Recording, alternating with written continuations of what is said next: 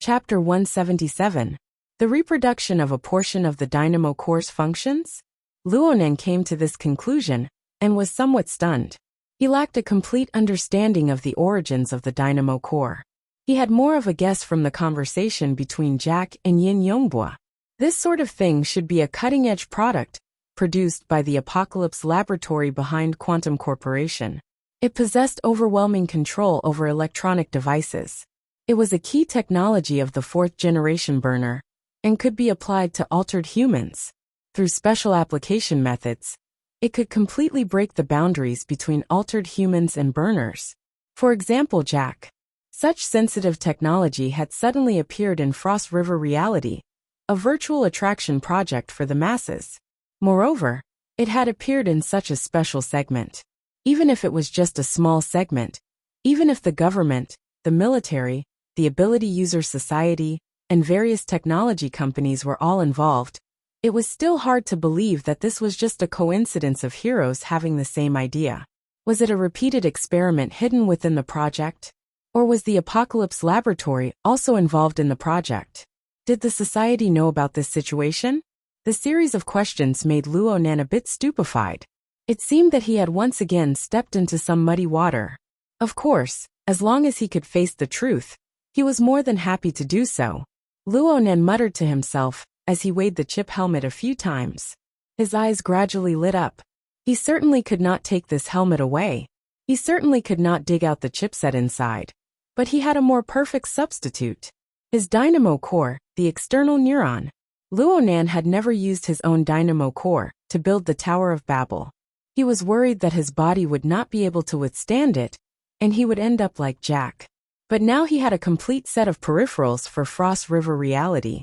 He used the dynamo core's dominance over electronic equipment. The two combined to recreate the immersive virtual experience specifically provided for ability users. It would not be a big problem. The experience was a small matter. If he could dig out some deep information from it, then that would be a huge harvest. Luonan could no longer endure it. He could not use Frost River number 3, but it was fine. He could change locations. He immediately threw away the chip helmet, hugged his original equipment, and strode out the door. Frost River number 3 immediately closed behind him, unable to be opened again. He did not care. He quickly walked back to Hu Huaying's VIP room. The facilities here were still in an active state. The room was empty. This chapter is not finished. Please turn the page. Alone. Luonan took a deep breath and walked onto the high-back starship chair. He put on the tactical helmet that was missing a crucial chipset and connected it to the system. For aptitude users, without the mental guidance function of the chipset, the so-called tactical helmet was just a clumsy toy. They could not control the penetration of mental senses at all. All the virtual scenes became a joke. But this time, Luonan was neither impatient nor impatient. His thoughts stirred within this disordered light and shadow. The external neuron that had been hiding between the left and right thalamus, at the location of the central mass, extended noiselessly. It pierced into the area of the chip. It sensed a bit, and the structure automatically forked, docking with the reserved interface. Energy and information converged and operated. The process was clearly displayed, and the structure was not much different. However, it was 100 times, 1,000 times more exquisite than a chipset's simulation. And the amount of energy and information it could carry and process was also hundreds, or even thousands of times more. Luonan felt his helmet heat up. Compared to the dynamo core's almost limitless processing power, the helmet itself was a bit unable to hold on. But this wasn't a big problem. At this very moment, Luonan's mental senses no longer expanded outwards. Instead, he found a direction to entrust his mental senses to.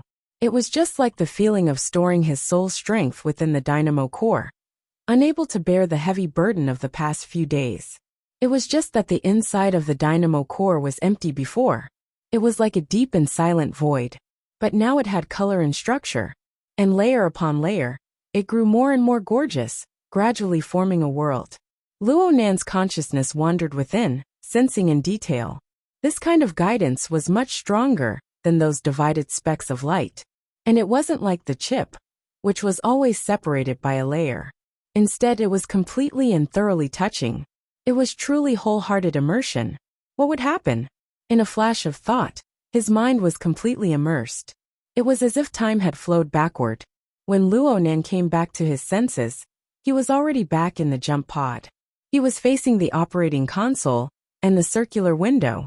The pressure of the combat uniform, the weight of the helmet, and the support of the high-back chair were all transmitted back to the central nervous system through the sensors all over his body.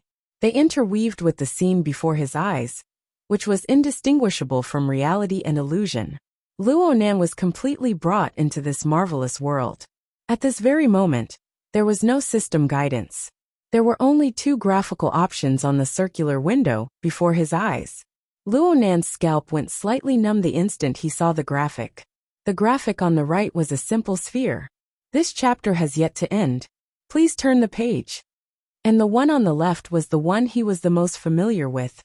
The visualization graphic, the format pyramid.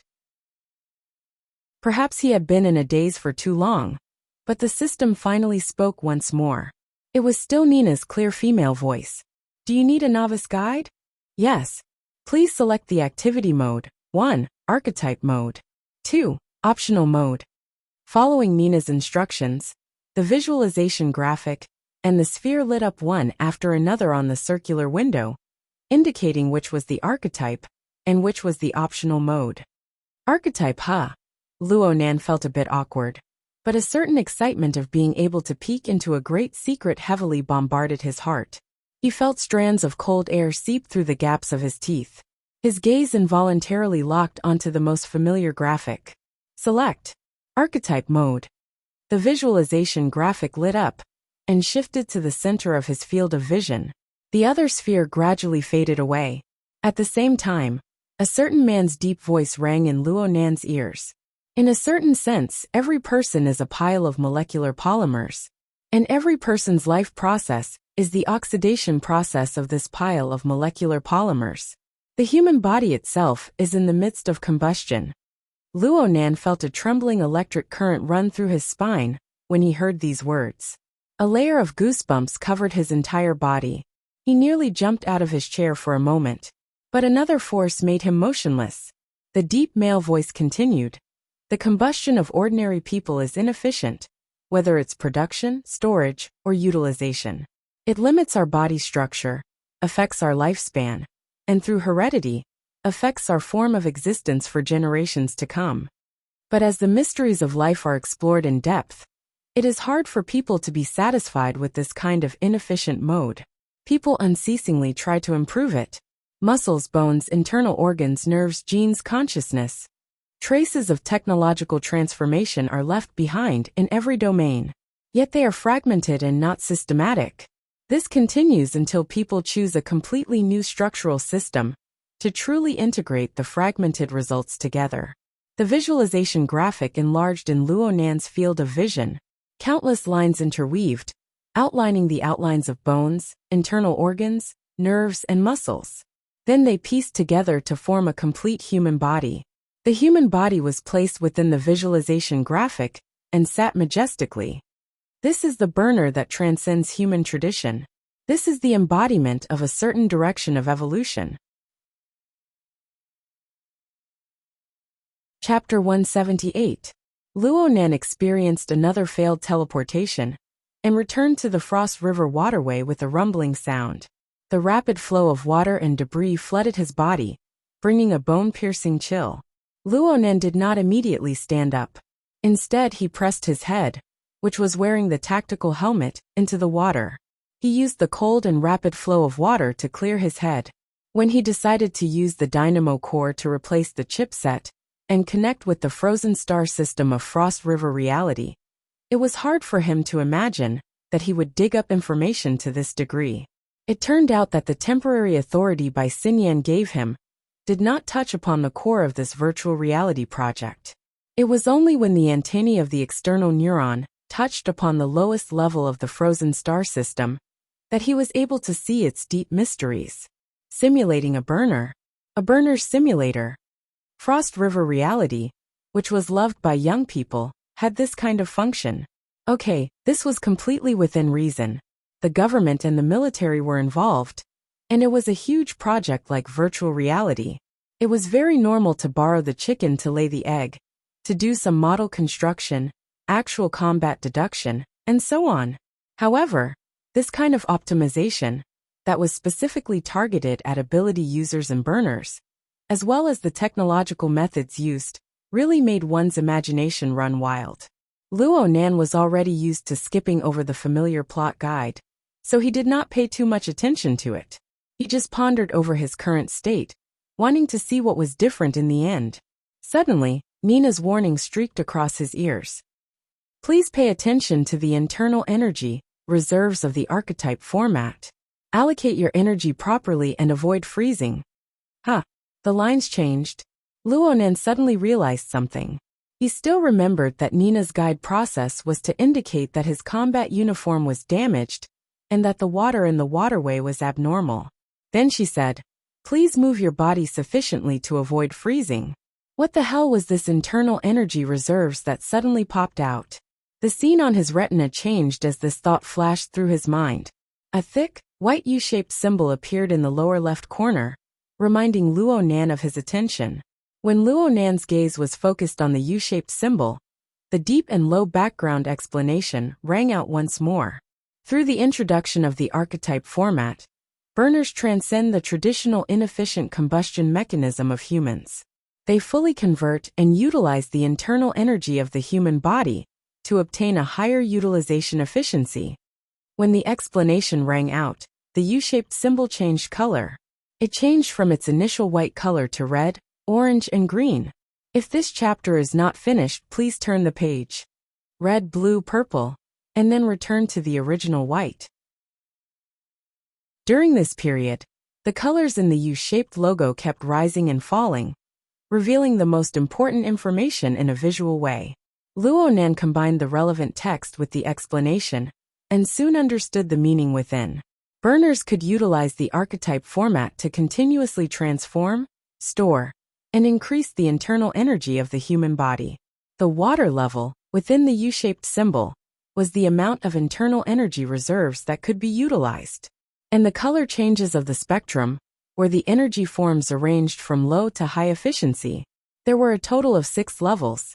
It was obvious that when a burner's internal energy reserves were very close, the key factor that determined the level of their abilities lay in the form of energy. C. The chemical energy, naturally generated in the body of a strong man, weighing 100 kilograms, combined with the mechanical energy, produced by his muscles, was a joke compared to the antimatter annihilation reaction, created by a strand of a baby's fetal hair.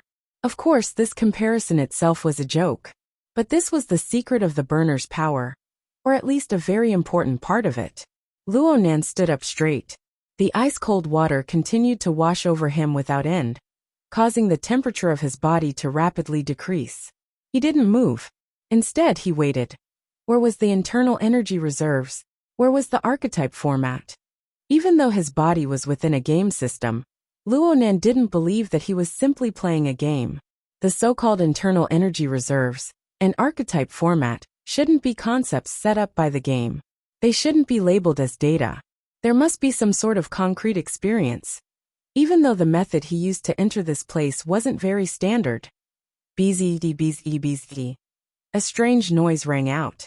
The scene displayed on Luo Nan's retina, and the background explanation by his ear became a bit fuzzy. It was clear that there was a strong interference. The interference passed in the span of a second or two. But whether it was the background explanation or Nina's system guidance, there was no follow-up. There was only the singing that came from the radio waves of the Frost River bar in the distance. It mixed with the clamor towards Luo Nan, who was within the waterway, and it called out. I used the fine wine of my memories to fan the flames, to solidify her within the layer of ice. Luo Nan could feel the top of his head lightly vibrate amidst the cold and intermittent singing. A numb and crisp feeling spread from top to bottom, layer by layer, from the top of his head. Please continue to the next page if this chapter doesn't end. It gradually spread to his shoulders, neck, chest, back, waist, and legs. In the end, it converged to the soles of his feet. During this time, his brain, spinal cord, And even the 12 pairs of cranial nerves and 31 pairs of spinal nerves all transmitted fine feedback.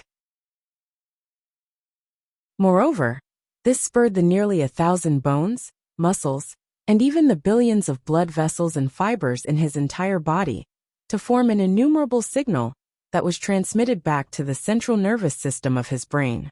Luonan wanted to distinguish these signals one by one, to clearly understand the meaning contained within, and to instantly make the correct response.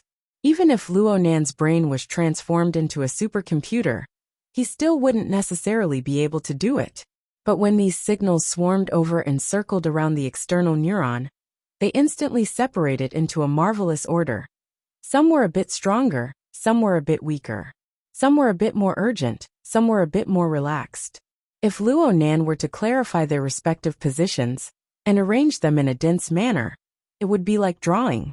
Different shades of lines and shadows would instantly combine to form a direct and deep structural whole.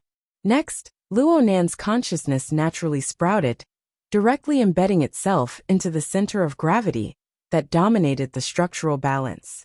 Driven by some marvelous thought, Luonan sat back down in the water. He assumed the double-coiled body posture, and his entire body was fixed at the bottom of the river. From the top of his head to the two sides, his shoulders, his elbows, and his knees formed two perfectly straight diagonal lines. They connected to the bottom of the river, forming a stable pyramid structure. The rapid scouring of the water pounced onto his head in an instant. The powerful pressure from the outside world was transmitted in layer by layer, transforming into energy and information.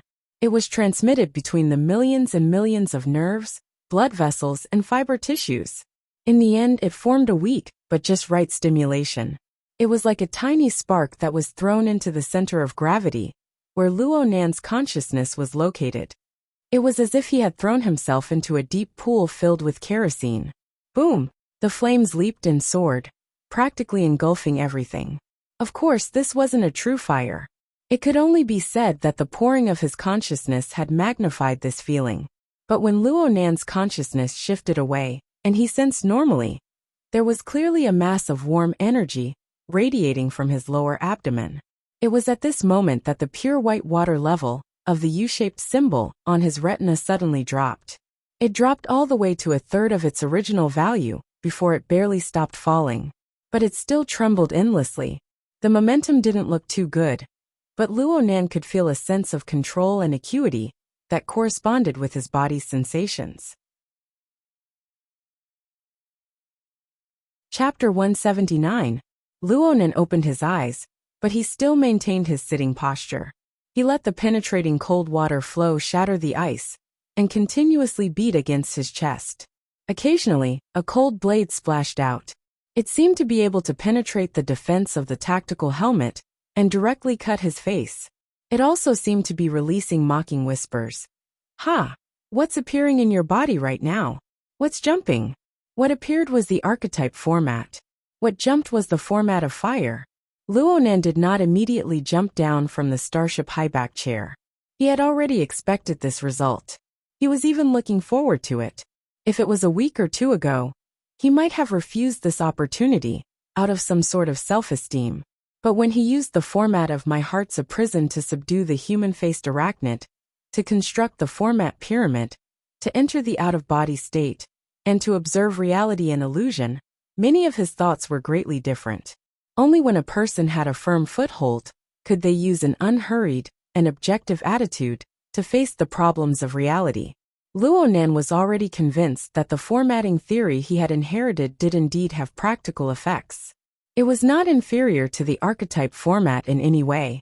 It was even more magical on the mental plane.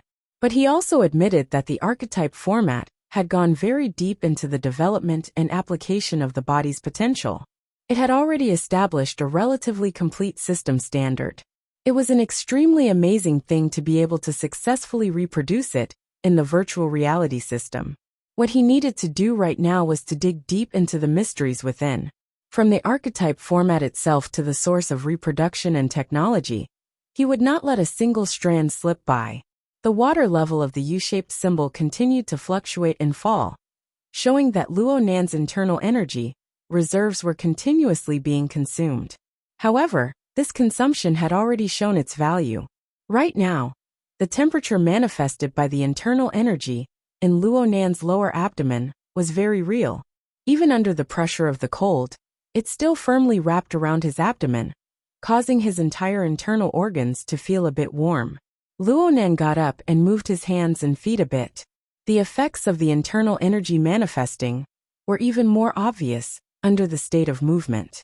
The energy of his entire body had an axis. Admittedly, heat was being consumed at all times, but a considerable portion was controlled, circulated, and flowed through the axis. It flowed from his upper limbs to his lower limbs, from places with high heat to places with low heat. It was naturally and efficiently distributed, maintaining the normal functions of the body. Luo Nan felt as if the outer layer of his skin and flesh had formed an armor propped up by heat. The bone-piercing cold didn't seem that unbearable anymore. Yes, that's it. This was the same nervous system control effect that Luo Nan had tried repeatedly in Frost River Room 3. But when it comes to the precision of the hypothalamus, if this chapter is not finished, please turn the page.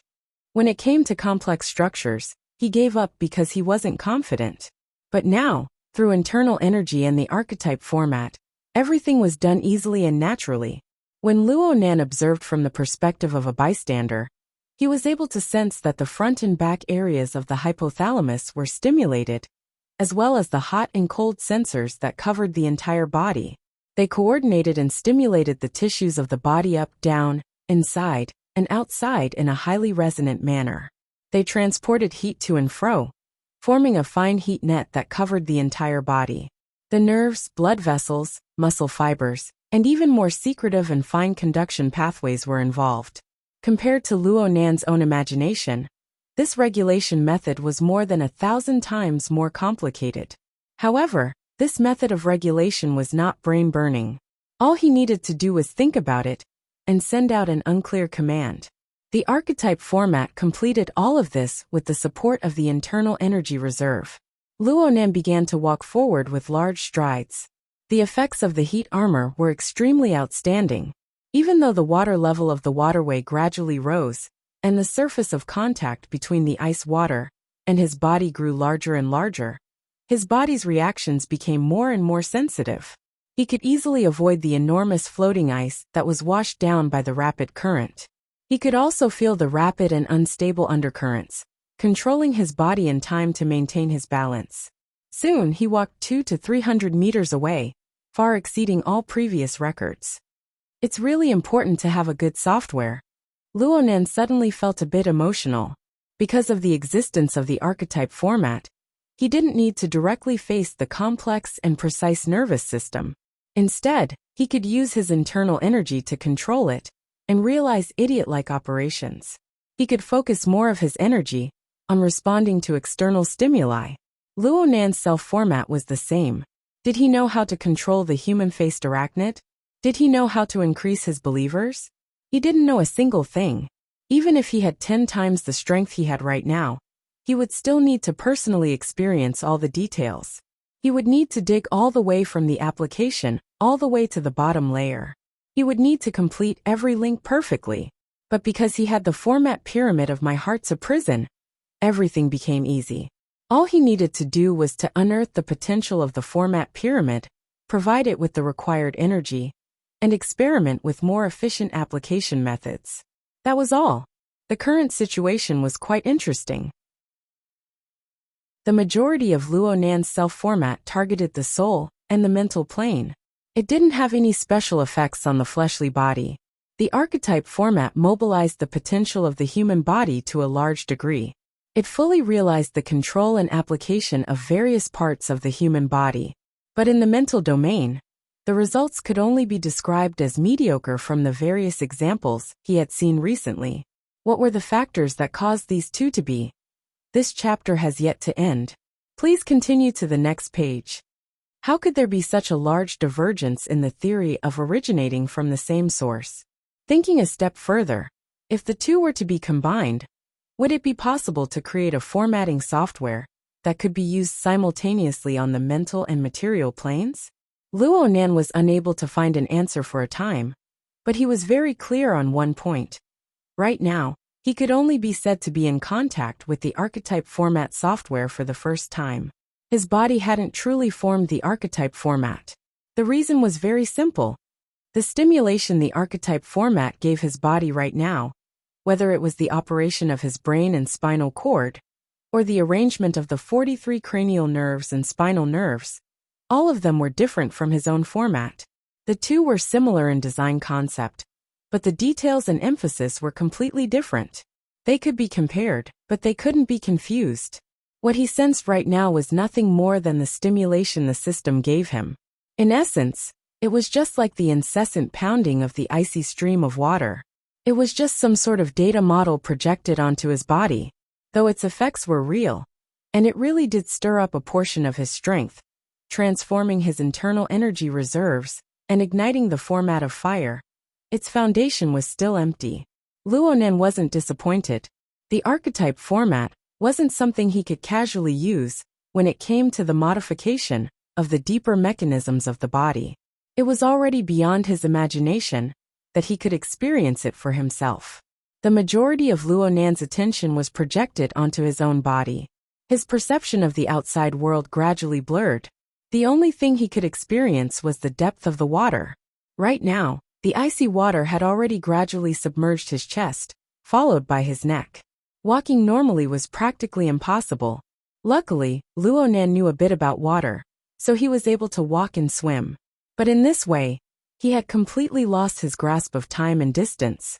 Right now, had he traveled 500 meters? Right when Luonan was about to look for the system to confirm, he felt a void beneath his feet. The tip of his toes could no longer reach the bottom. From here on out, the depth of the water exceeded his height. This was fine, but the problem was that the thick layer of rock above the water's surface was already within reach. If this continued, it wouldn't be long before the water completely submerged this long passageway. Not even the slightest crack would be left. The second stage, right when Luonan was considering how to pass through this stage, a rumbling sound rang out. The rock wall behind him collapsed, and another stream of water rushed out. The two streams of water collided, forming a vortex of extraordinary strength. It instantly sucked him in and flung him fiercely, smashing him against the uneven cliff wall. He was smashed stupidly on the spot. His tactical helmet was damaged, and the icy stream assaulted him. What hadnet? What armor? None of it was of any use. Luonan's consciousness fainted, and the world shifted in an instant. Chapter 180. I failed again, but the difficulty has clearly increased. That's right, it's specially designed for burners. Luonan withdrew from the Frost River waterway. He didn't plan on continuing the experience for the time being. He just sat on the high-back starship chair and squinted his eyes. He felt the discomfort of his body after the stimulation signals left his body one after another. Even without the scouring pressure of the icy water, his body seemed to have become several dozen kilograms heavier. The coordination of his various parts seemed to have problems. His entire body was like an old machine without oil. His joints were a bit stiff. There was also the soreness and twitching caused by the tearing of some of his muscle fibers. This was the contrast caused by the separation of the archetype formats model. The amount of discomfort he felt right now was proof of the large gap between his body's standards and that of a passing standard. Only after a minute did Luonan begin to move his fingers. He regained control of his suddenly unfamiliar body. An analytical light screen had already been erected in front of the high-back chair at this time. It displayed the factors of success and failure in this waterway adventure in an unending stream. Luonan habitually looked at the evaluation first. The evaluation on it was unprecedentedly harsh. As a burner, the basic archetype format has made an unbelievably low-level error. The distribution of internal energy is at the beginner level. The coordination between the body and internal energy is close to zero. It is recommended that the format be immediately examined for errors and undergo strict foundational training. If necessary, the format should be reforged. It's that bad. Luonan rubbed his head. He couldn't help but laugh. Perhaps it was because the system's requirements had suddenly increased by a lot according to the standards of a burner. Then a three-dimensional image of a full body appeared on the holographic screen. Red and green dots of light and blue and white lines marked the densely packed nodes and silhouettes. The red dots representing errors could be said to be ghastly to the eye. Luo Nan was a bit surprised by this. Since it's a template chosen for the Dynamo core, how come there are so many errors? He casually chose a red dot on his chest, and several dots in the surrounding area lit up. It even involved another set of nodes far away in his legs. It showed that there was a very systematic connection between them. And on the holographic screen to the side, a close-up of the corresponding area appeared. There was a clear diagram on it, showing the internal energy as the axis. The relevant energy and information flowed, converged, and transformed within the special structure of this area.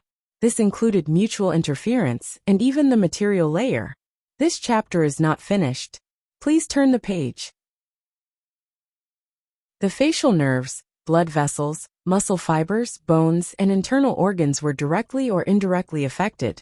Even though Luo Nan didn't fully understand many of the models and formulas, he had the basic concept of the circulation of energy and information. He was able to more or less guess many of the parts. It was hard and strenuous for him to read for a time, but he enjoyed it with keen interest. Very quickly, he found the problem. No wonder there were so many errors. Many of the nodes on the archetype format were actually affected by the interference of the self format. They were misaligned or confused.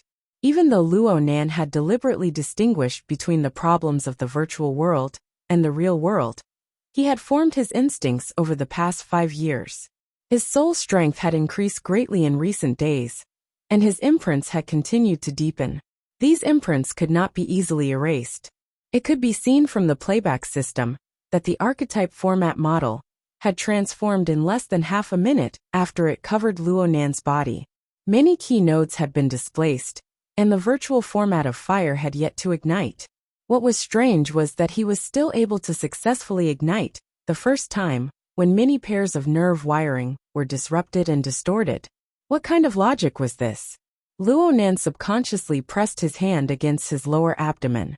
He didn't know if it was because of the heat conduction from his palm or something else, but he actually faintly felt that there really was a bit of warmth in this position. It gathered and did not disperse. Oh, strange. Luo Nan was puzzled no matter how he thought about it. He could only continue to refer to the system's analysis and playback in search of the reason. But as he watched and watched, he was faced with the comprehensive, thorough, and all-encompassing analysis screen. He was a bit stunned.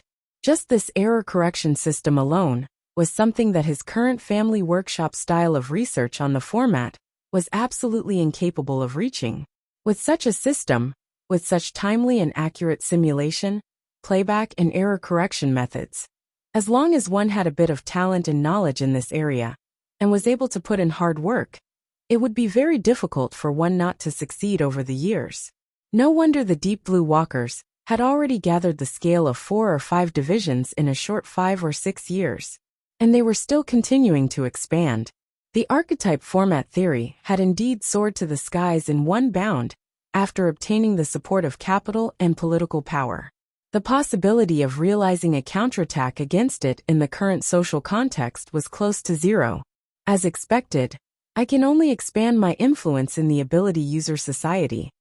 This chapter is not finished. Please continue to the next page. I've made some progress as a psychic or as a scout, but it's far from enough. It's far from enough.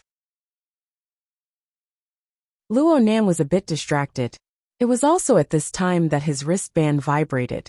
He received a call. It was Mo Chiu. Third brother? Nanster, where are you? Mo Chiu went straight to the point. Luo Nan was a bit startled. I'm upstairs. Where are you upstairs? Forget it. You can come down now. Actually, Mo Chiu didn't care where Luo Nan was. He let out a long breath when he got through to him. Come to the guide desk in the reception hall. I'll wait for you here. Third brother, what's going on? It's nothing.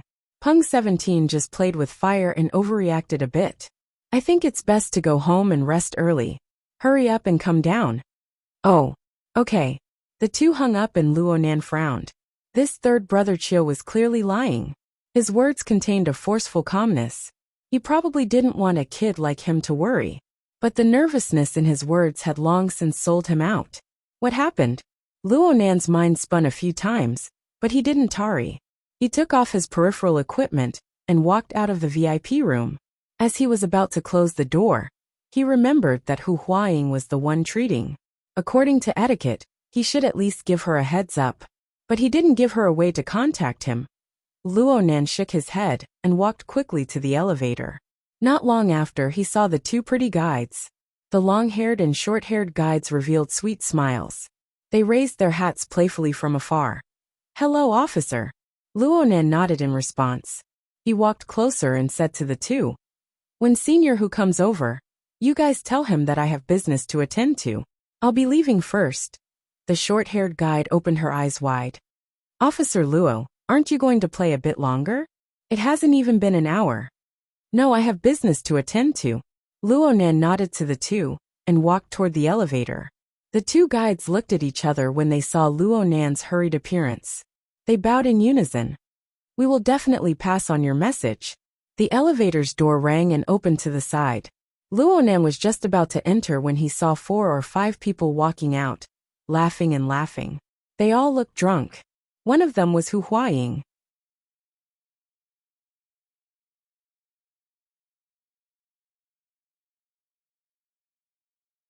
Chapter 181. Luonan saw Hu Huaying, and Hu Huaying also saw Luonan. This bro's heat had yet to subside. She immediately staggered forward, patted Luonan's shoulder and hugged him. "Junior Nan, what's up? Playing by yourself is boring? I just happened to bring a bunch of brothers over. Let's start the game together and play Wilderness? Or something more exciting?" "It's okay, Senior Hu. My friend has something to do over there. Let me go down. I'll be taking my leave first." Luonan was polite. He didn't want to get tangled up with this drunkard. Hu Huaying blinked her eyes. Her mind was still not clear. "My friend invited me over to play.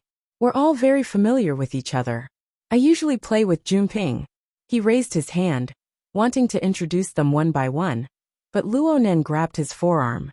Luonan locked gazes with Luonan and spoke softly. "No need, Senior. There will be opportunities in the future." Hu Huaying was suddenly at a loss for words. After a few sounds, she finally knew how to respond. "That's fine too." A few other drunkards surrounded the entrance of the elevator at this time. They had long since sized Luonan up. Most of them had no interest in him, but they were more interested in the two charming guides. Luonan gave Hu Huaying another nod. He turned his body and squeezed past this group of people. The person in the middle was probably drunk to the point of numbness. His body wasn't nimble. He bumped into Luonan's shoulder and staggered. His eyes widened as he wanted to flip out.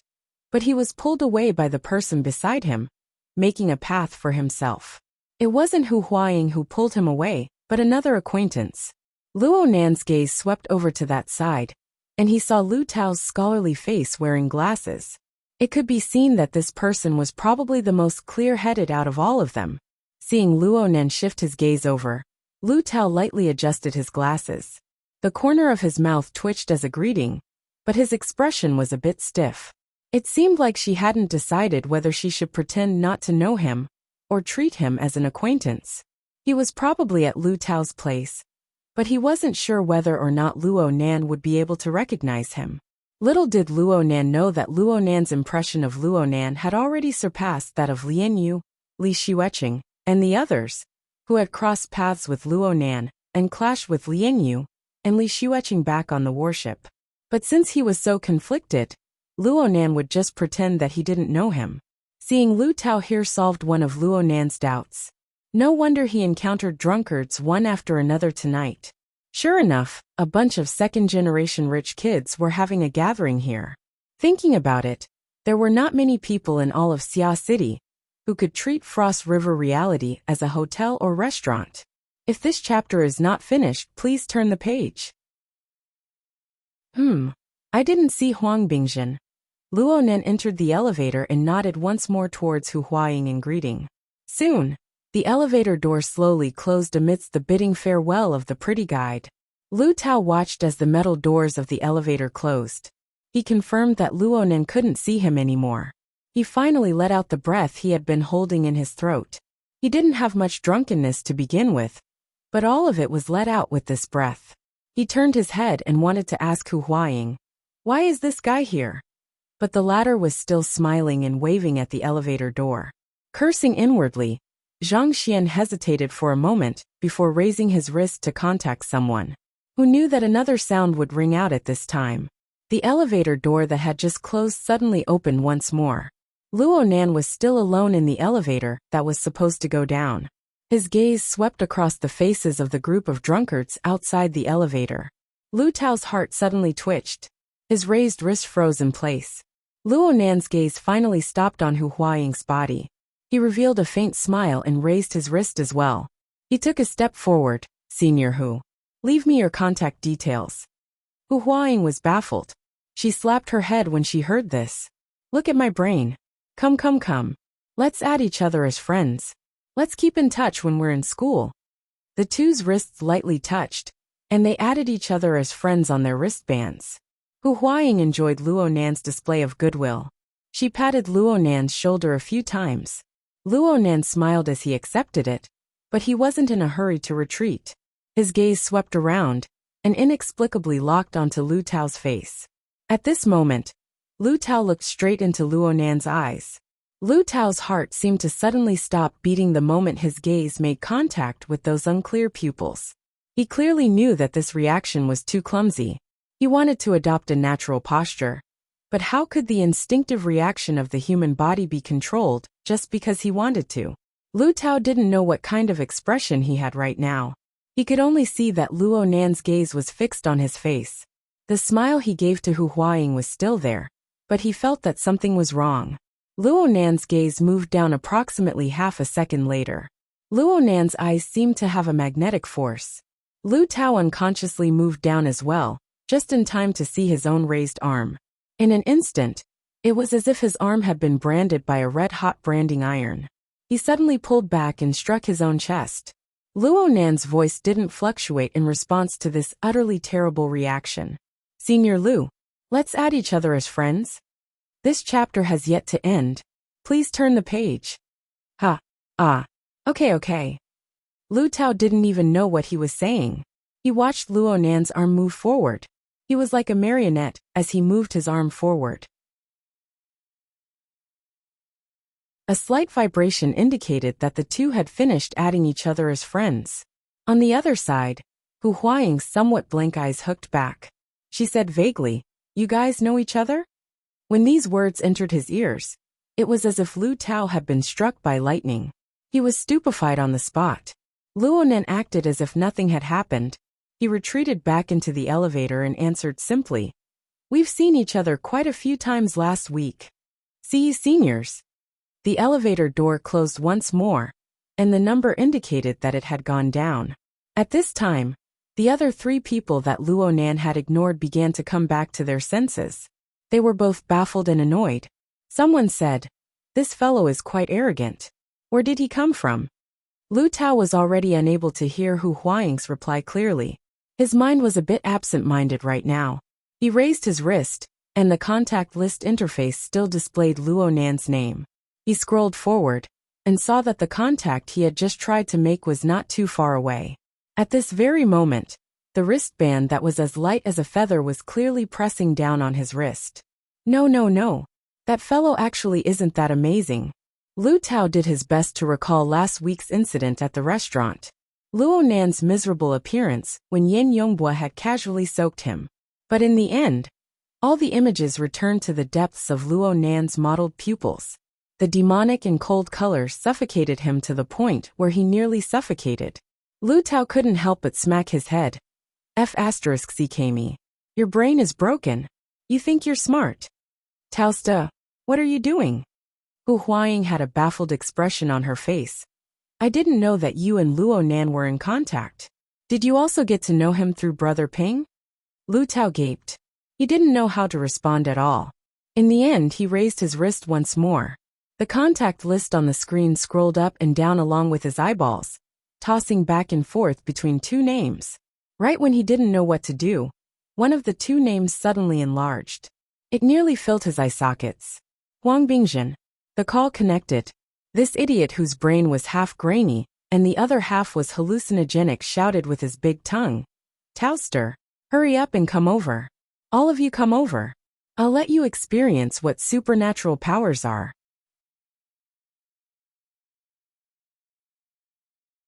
Chapter 182. Luonan walked out of the elevator and raised his wrist to look at his wristband. The friend he just added didn't have any reaction. This was normal. He didn't expect a bit of psychological suggestion to be able to completely subdue the scheming Lu Tao. The various neurotransmitters on the material plane of the human body were encoded and encrypted. It was impossible for Luonan to see through all of Jack's thoughts with a glance, and even affect his thoughts and emotions. Plus, his most capable wraith sign wasn't by his side. However, it wasn't difficult to see through the general emotional inclination of a target, especially when the target harbored malicious intent. Luonan didn't pay much attention to Lu Tao in the beginning. He could only blame his own guilty conscience. His series of actions were filled with awkwardness, especially when the elevator doors closed for the first time. Lu Tao looked as if he had been relieved of a heavy burden. Lu Tao certainly didn't know that Luonan didn't need his eyes to observe. Next, he just needed a bit of simple logic. Luonan thought about how Lu Tao perfectly avoided the limelight after his conflict with Huang Bingjin, and how he promptly showed himself. Luonan could roughly guess that Lu Tao must have discovered Luonan when he was spying on Huang Bingjin. It didn't matter if Lu Tao was helping Huang Bingjin vent his anger, or if Lu Tao had some other goal. Lu Tao definitely had bad intentions. Luonan naturally gave Lu Tao a bit of psychological suggestion in return. Under the overwhelming superiority of the mental plane, the consequences of this bit of psychological suggestion depended on Lu Tao's choice.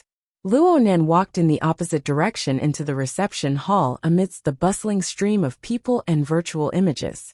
He accurately found Emochio's position. It was just as Emochio said. He was waiting in front of the guide desk in the reception hall. But what was different from what Luonan had expected was that this third brother of his was all by himself. There was not a single person by his side. Even his target of friendship, Tianxi, was nowhere to be seen. Luonan squeezed through the stream of people and greeted. Third brother, where are Mo Peng and the others? Emochio didn't give a direct answer. He just forcefully put on a calm expression. Nanster, you're here. Let's wait a bit longer. Mo Rue and Mo Han will be here soon. Luonan wasn't in the mood to beat around the bush. He directly said, did something happen to Mo Peng and the others? Did they offend someone and cause a conflict? Luonan saw Emochio's stupefied expression as soon as he spoke. Luonan confirmed that he had hit the bull's eye. Emochio's first reaction was, Mo Peng contacted you? Luonan spread his hands. I'm just guessing. At this moment, Luonan's mature behavior made Emochio overlook Luonan's age. He also forgot the so-called elder brother style that he had been trying to put on to comfort Luonan. Emochio unconsciously sighed. Actually, Emochio also felt quite wronged. He really didn't know the specifics of the situation. When it happened, he was chatting with Tianxi in Area C. By the time he received the news and rushed over, it was already too late. It seems like Mo Cheng's team was provoked when they were practicing. Both sides engaged in a virtual battle, and they fought for real. Players from both sides were forced to go offline due to excessive stimulation, and then it turned into a real fight. This wasn't a big deal. In competitive games, challenges and provocations were a part of the game. In the case of high degree of realism, it was common for hot-blooded young people to be unable to hold back their anger and turn virtual confrontations into real-life PK. Generally speaking, a large amusement park like Frost River Reality would always have corresponding control measures to prevent the situation from worsening. However, today was a strange day. When Emochio received the news and rushed over, the conflict suddenly intensified. Mo Tao, Mo Peng, and even Tianxi, who were not part of the team and did not really fight before, were all involved. It truly became a group fight. The scene of intense loss of control was captured by the public security monitoring system of the public place. It automatically alerted the police. Now Frost River reality could no longer suppress the situation. Police machinery arrived on the scene, and anti-riot guns were pointed at the group of young people who were high. They instantly fell to the ground. In a few short minutes, they were all carried into police cars. Right now the police cars were parked outside. Even the police were alarmed. It really was a big scene that people always did. Huang Bingjin's face first flashed in Luo Nan's mind, then Lu Tao's face. He felt that this method of borrowing force to fight force, and easily extricate himself, was more likely to be done by Lu Tao. Of course, this was just a guess. Mo Chiu, on the other hand, had more ideas. He noticed that the people who provoked them looked like gangsters. He was afraid that there would be gangsters involved. So he first found a few of his companions, who were scattered in the amusement park to ensure their safety. No matter what, this night was destined to be terrible. At this time, Mo Rui, Mo Han, and Chen Xiaolin hurried over. The three girls had gone to play the Uncanny Valley game together. They were not with the main group, so they were able to avoid the conflict. But Chen Xiaolan, who was not a man, was taken into a police car because she participated in the gang fight. Mo Chiu saw Chen Xiaolin approach and felt a headache. He did not know how to explain and comfort her. In the end, Mo Chiu could not avoid explaining the situation to the girls. But the girls' reactions were more or less outside of his expectations. The relatively quiet Mo Rui was fine, but Mo Han instantly jumped up. It must be that Huang Bingjin. That guy doesn't look like a good person at first glance. He found someone to retaliate against us. The first thing she thought of was that rotten person. It could be seen that Huang Bingjin's hugging action gave Mo Han a huge psychological shadow. Chen Xiaolin appeared to be even calmer. She did not panic over her sister being detained. Instead, she asked, "Have you determined who is responsible? We only know that the other side provoked us first." Mo Chiu was helpless when he said these words. "Which police station are you being taken to?" "This. Let me ask." Right now, Tianxi was in charge of the police station. When Mo Chiu made the call to understand the information, he suddenly felt very embarrassed. His performance in this matter seemed to have been crushed by this 16 or 17-year-old girl Chen Xiaolin. Embarrassment was embarrassment, but it did not delay Mo Chiu from getting back the exact information. "It's the Fudong Sub-Bureau. They'll be taken care of nearby." Chen Xiaolin nodded and turned to Luonan. "Leicester's father works in the city police station. He's quite familiar with them." "Right." Shuele was rushing over right now. Luonan did not say anything. He just raised his hand toward Chen Xiaolin, indicating that the same matter did not need to be handled by two people. It was better to let these people who were more familiar with the police force communicate. However, Luonan shook his head in his mind when he saw Chen Xiaolin calmly mentioning Shuele. He did not believe that this exchange could redeem anything. Chen Xiaolin did not refuse. She walked to the side to talk to Shuele.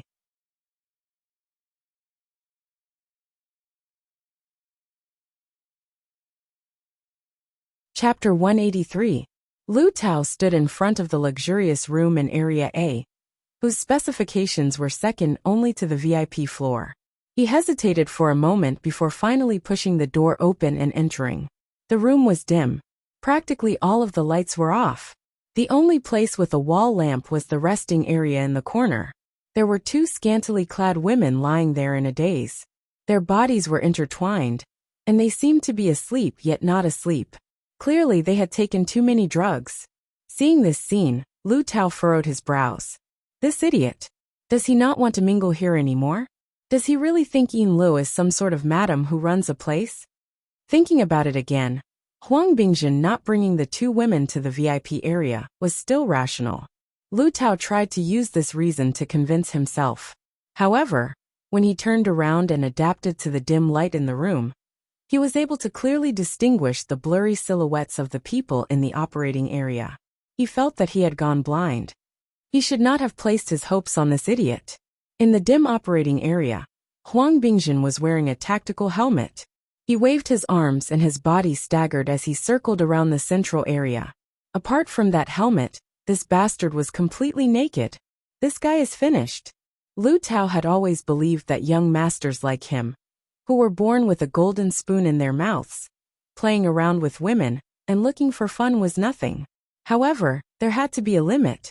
In this already preposterous and unbridled world, a guy who continued to pursue extreme stimulation was destined to not live long. For someone like Huang Bingjin, who indulged in alcohol, drugs, and women, he would reinvent every single one of them without restraint. Sooner or later, he would torment himself to death. In fact, he was more or less the same now. Ever since this guy joined some order in the Mystic Arts Research Society, he had forcefully found the meaning of eternity in his depraved and preposterous life. Normally, he was still fine. However, once he got involved in alcohol and drugs, the circuitry of his brain would completely move towards an inhuman realm. If it wasn't for the Huang family's sponsorship of the Mystic Arts Research Society being extremely high, and if it wasn't for this fellow having an iron vote in the society, which was the crux of the bid for gear, Lu Tao wouldn't have gotten involved with this sort of person. Lu Tao was hesitating whether or not to greet this madman when Huang Bingjin let out an "ah" and knelt on the ground. First, he heavily kowtowed, then he let out a strange laugh. The laughter squeezed out from the helmet was stifling and irritating. What a pervert! Lu Tao was badly frightened by this blow, and his whole body jumped a small step back. This chapter is not finished. Please continue. This chapter is not finished. That guy knelt on the ground and turned his head to look over.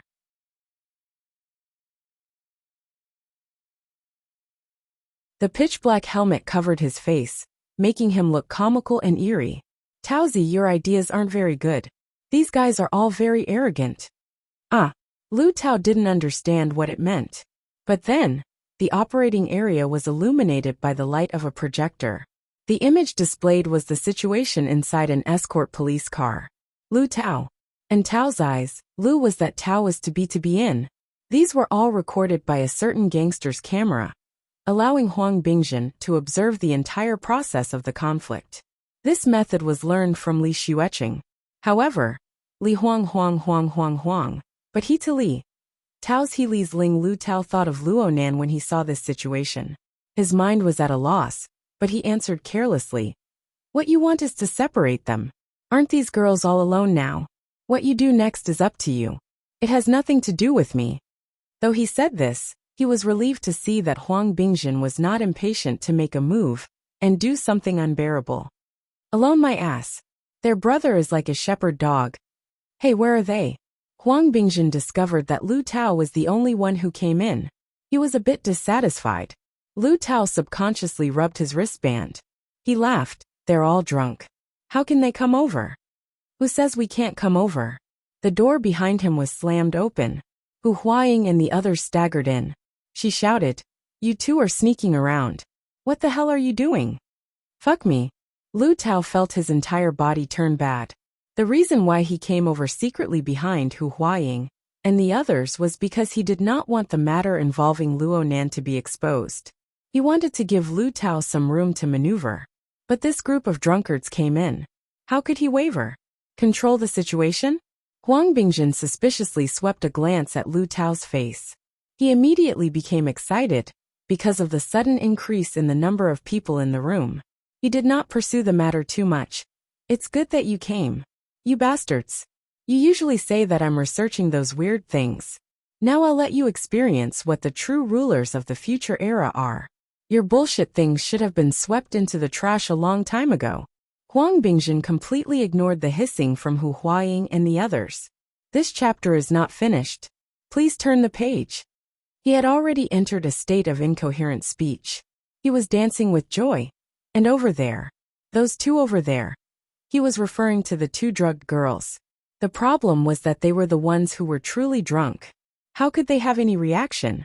Huang Bingjin cursed and ran over by himself. Under the incredulous gazes of Lu Tao and the others, Huang Bingjin actually grabbed one girl with each arm and lifted the two girls over. He placed them on the left and right sides of the operating area. No way. Their combat strength is this strong after taking drugs? Lu Tao was truly stupefied. The two girls weighed 180 pounds each. They were also in a semi-conscious state. They simply didn't know how to cooperate so they could only be heavier. But Huang Bingjin, this weak chicken, was actually able to forcefully grab one girl with each hand. If he had this kind of strength when he clashed with Luo Nan's group, how could he have been in such a difficult situation? At the same time, Lu Tao also noticed that Huang Bingjin was quite particular when he placed the two girls. He placed them in a diagonal position. He absolutely did not place them carelessly. Huang Bingjin's actions were so obvious that Hu Huaying and the other drunkards could see it. Someone laughed. "Oh ho! What's up? You want to play a ritual? How come I heard that a certain person can't even draw a complete magical spell, even though he's been in the guild for so many years?" Layman, shut your mouths. In this era, how stupid is it to play with that one stroke at a time? This is enough for me. Huang Bingjin waved his hand and erased the video from the police car. He then snapped his fingers, and an enormous projection covered the operating area in an instant. Triangles, pentagrams, hexagrams, circles, and all sorts of mysterious and unfathomable symbols pieced together to form a three-dimensional diagram. It was like an enormous multi-layered cake, covering everyone within in an instant. Snow white, deep blue, dark green, dark gold, and all sorts of other colors were reflected in front of everyone's eyes. Lu Tao saw a gear-like diagram in front of him. It was pieced together and rotated, giving him an indescribable feeling. What are you playing at? The dusky room suddenly lit up with such an intense light. It was very dazzling to Hu Huaying's eyes. He blinked and squinted his drunken eyes. He was a bit at a loss. Playing? Fine. Let's just take it as playing. Let's play a little swap experiment to prepare for the future holy swap. Huang Bingjin took off his helmet, revealing a face suffused with a dark red halo. This color even seeped into his pupils, mixing together with the surrounding blurry colors of light. It was mottled and bewitching. Lu Tao shivered when he saw this pair of eyes. This mottling was Luo Nan's style.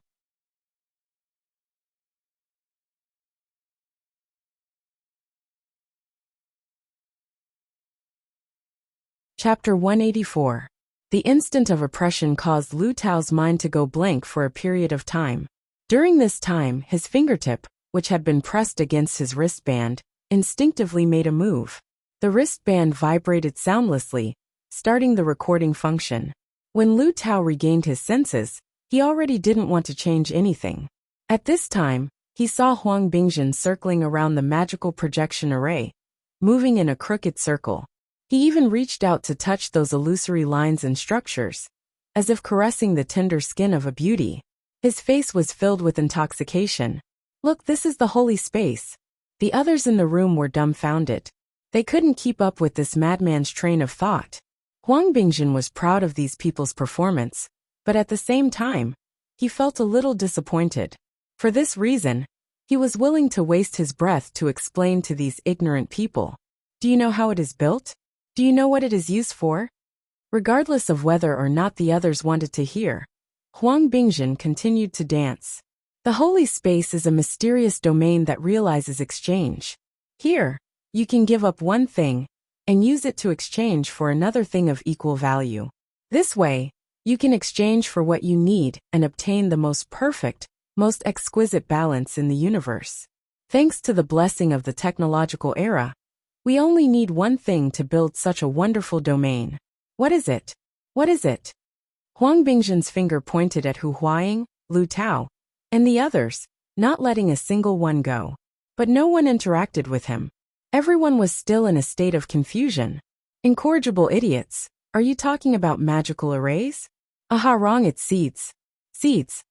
Huang Bingjin himself could have fun, but Hu Huaying and the others felt like they were watching an absurd play. Moreover, they were forcefully pulled onto the stage, awkwardly participating in it. Huang Bingjin didn't have the slightest awareness of this. We only need to obtain a seed, and we can use it as a foundation, using a fixed system mold, to germinate and build a holy space to carry the holy object.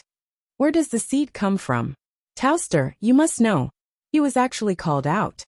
Lu Tao really wanted to slap Huang Bingjin's face, to see if he could wake this guy up. But facing Huang Bingjin's eyes, he really was a little scared. He could only force a smile. I couldn't guess it at first. Stupid. You've done a great service by plucking this seed. Huang Bingjin was like a passionate conductor. With a wave of his arm, there was a shadow in front of him.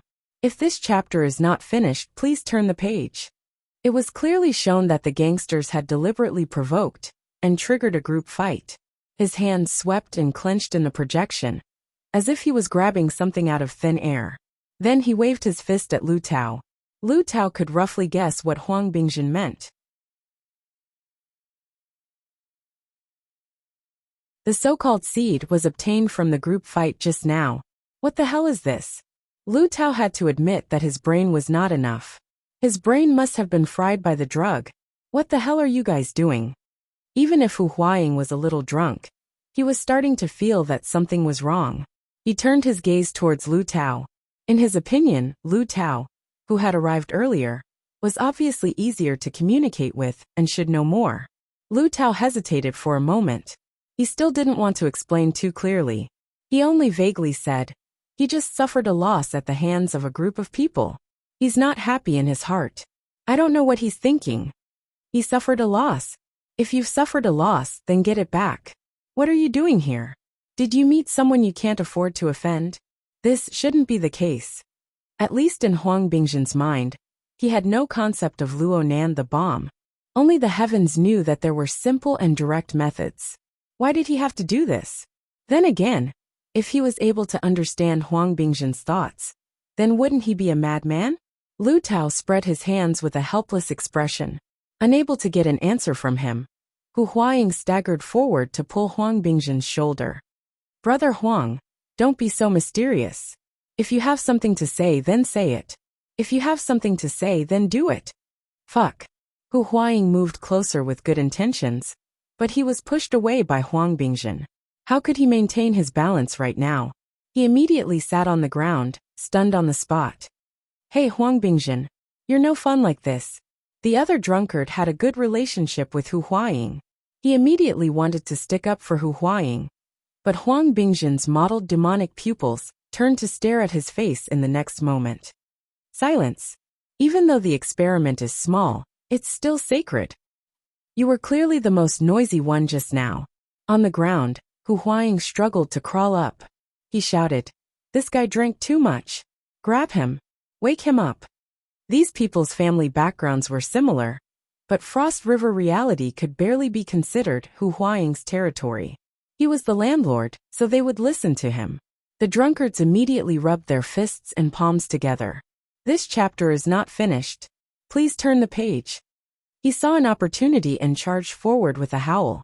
Lu Tao hesitated for a moment before following. Even though Huang Bingjin's strength was extraordinarily great, there was a limit to it. He could not resist the combined strength of these people. His 5 limbs hung in the air, his 2 legs kicked wildly, and there was no place for him to exert his strength. His eyes were about to bleed. In the end, he had no other choice. He shouted with a hoarse voice, "Get the holy object! Get the holy object!" This group of people didn't care about the holy object. What mattered was making this kid sober up. Hu Huaying turned his head to look around. Do you have any inhibitors? This kid doesn't want to live. Huh? Hu Huaying's voice suddenly cut off. Lu Tao was the most sensitive, so he turned his head upon hearing the sound. Lu Tao saw the center of the so-called magic array. Marvelous black and white lines crisscrossed and weaved. They combined and constructed together, gradually forming a classical hanging scale that was half a person's height. The black and white plates were placed on one side. The frame in the center presented a smooth and contrasting arc. In the center, there was a sculpture that looked like a Western crown. It was unknown what flower it was made of. 8 sharp hollow leaves spread out in a ring shape, and there were 6 gems arranged in 2 rows at the center of the crown. The gems were of different colors, but the hue was rather dark. The design looked strange and gorgeous. At this moment, the black and white plates were placed on one side. Chains of the same color were divided into 3 strands that hung them up. They even swayed slightly as if they were real. I think I've heard of this before. Hu Huaying scratched his head. It's the scales of truth. Lu Tao vaguely knew a little about this so-called holy object. It was not only very influential within the Mystic Arts Research Society, but it was also circulated among the wealthy circles of Xia City. It was just that Lu Tao had no interest in this sort of mysterious thing. He had never seriously understood it. Now it seemed that he had underestimated it in the past. In any case, it had some ability to turn a normal person into a retard. Huang Bingjin became even crazier when he saw the scales of truth appear. He struggled as he screamed, "The world is fair. The truth is just. The daily exchange of this round's holy oracle's item has been fulfilled. I request an exchange." Exchange? Calm down. Oh my God. One of the drunkards slapped Huang Bingjin's cheeks with all his might, but he was bitten by this fellow. The drunkard let out a blood-curdling scream and saw blood. Just as the drunkard was cursing out loud, his body inexplicably shook. He lowered his head to look, and saw a sharp appendage protruding from his chest. It was hard to tell if it was real or illusory.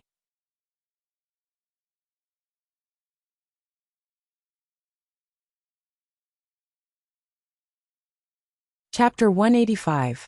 The order in the reception hall of Frost River reality grew more and more chaotic. Many people were attracted by the arrival of the police. The effects of the brawl were fermenting.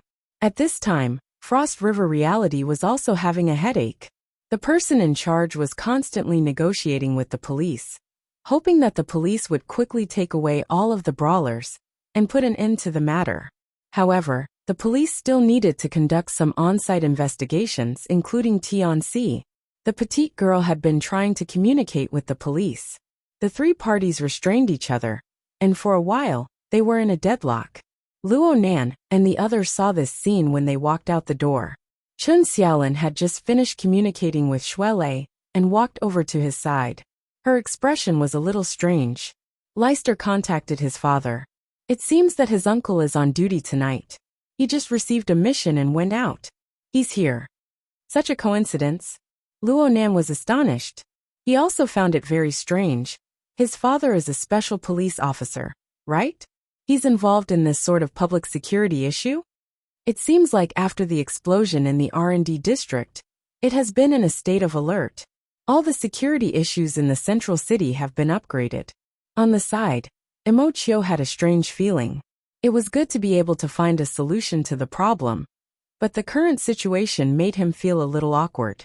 He noticed that Chun Xiaolin, this mellow and precocious girl, had been discussing matters with Luo Nan from beginning to end after proposing the solution. She had placed him, the person with the most experience and age, to the side. Was it because they were familiar with each other? Chun Xiaolin had no time to care about Imochio's fragile heart. Her last encounter at the Limestone Water Village pub left a serious shadow in her heart, but it also made her understand that Luo Nan's identity was absolutely not as simple as an ordinary high school freshman. Luo Nan had taken that intense and terrifying scene as a matter of course, let alone now. Naturally, she had to find the person who could handle it the most. As Chun Xiaolin spoke, she shifted her gaze and glanced at several burly SWAT officers wearing exoskeleton armors outside the door. However, all the SWAT officers were wearing fully enclosed tactical helmets, and there was no obvious police rank logo on their armor. For a moment, she could not tell which one was Shuelei's father, or if he was still at the scene in Area A. Luo Nan didn't deliberately search for them. If they were willing to help, they would certainly contact them. Otherwise, what would be the point of finding them? He roughly observed the situation and walked in the direction of the police car to check on Imo Peng and the others. No matter how he looked at it, this group fight was a little strange. He wanted to understand it further. But when he was 7 or 8 steps away from the police car, he was stopped by a cold metal arm. The one who stopped him was a special police officer. He was nearly 2 meters tall, and he was looking down at him with a pitch-black visor. If this chapter is not finished, please turn the page. After that, he didn't give off a friendly vibe. The area ahead is controlled. Do not approach. The voice of the special police came from behind the helmet. Luo Nan did his best to put on a childish expression that matched his age. Officer, my brother is inside. I came with him. Is that so? The SWAT officer who was blocking the road gestured behind him. Immediately, one of his comrades came over and asked, Captain? Captain. Luo Nan was stupefied for a moment, but the special police officer blocking the road had already instructed.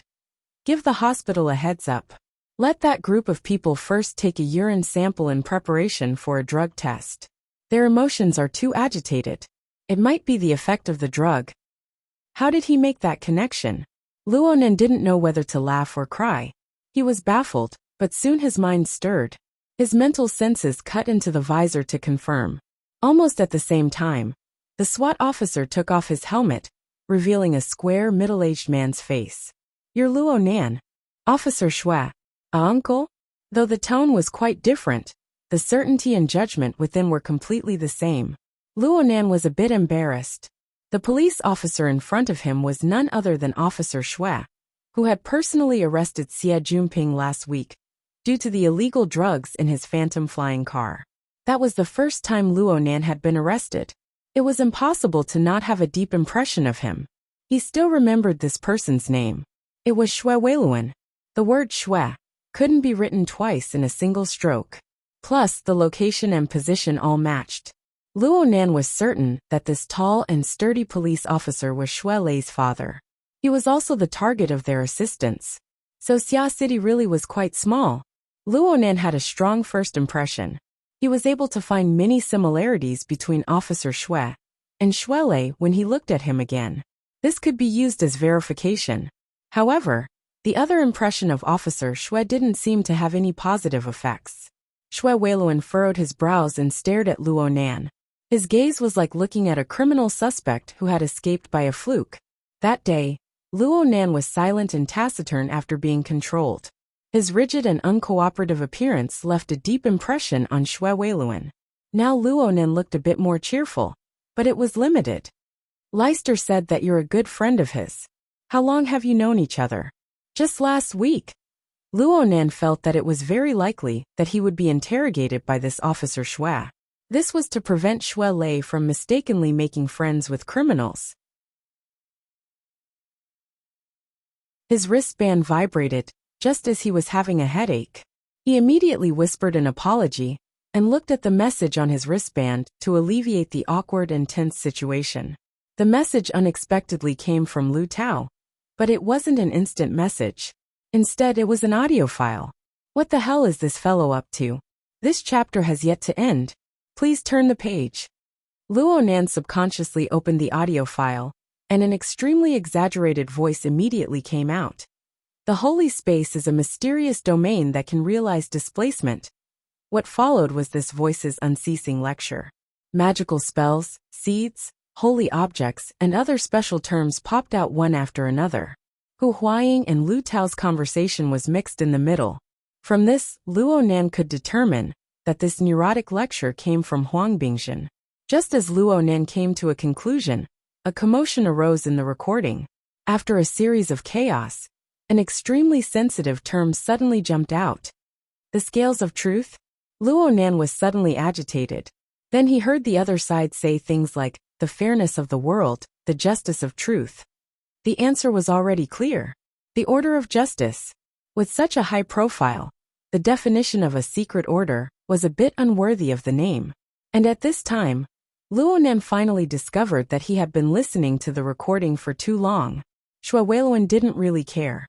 On the contrary, he was listening very seriously and openly. Luo Nan was a bit embarrassed. Xue Weiluan wasn't an ability user. Logically speaking, he shouldn't have been allowed to hear this information. The next few seconds were all filled with Huang Bingjin's crazed shouts of displacement. Displacement. Luo Nan wanted to transfer it to his internal headphones and play it. But at this time, a sharp voice that had changed its tone due to fear suppressed everything. Spider. Spider? Luo Nan's thoughts had deviated a bit in an instant, but they were forcefully pulled back. The recording came to an abrupt end at this time. Luo Nan's expression turned very ugly. He immediately called Lu Tao, but no one picked up for a long time. Hu Huaying followed, and the same thing happened. Luo Nan couldn't stop while he was on the phone. He turned around and walked inside. Xue Weiluan's expression had changed a long time ago. He saw Luo Nan walk back and wanted to grab him, but his hand hesitated halfway. He didn't exert force and instead followed Luo Nan with large strides. I've been pretending to be a dead dog for several days. The main reason is that I'm busy to death in class. The pace of updates is a complete mess. I don't have the face to say much. Now that I'm busy with the project, I don't really want to become a dead dog, so I'll make my stance clear. During the double monthly vote period, the atmosphere of the event wasn't lively due to my actions of pretending to be dead. Even though I have the strong support of many friends, it's true that I didn't fulfill my obligations. How about this? No matter what the monthly vote results are, I will first recognize the 50 chapters of the monthly vote and add chapters. In other words, even if I don't reach 5,000 monthly votes, I will guarantee the 50 chapters of the monthly vote. Starting tomorrow, I will guarantee 3 chapters every day. I will gradually adjust it to 4 chapters. Of course, if fellow readers are willing to break through the 5,000 vote mark, I will accept it. I'm currently losing weight. Thank you.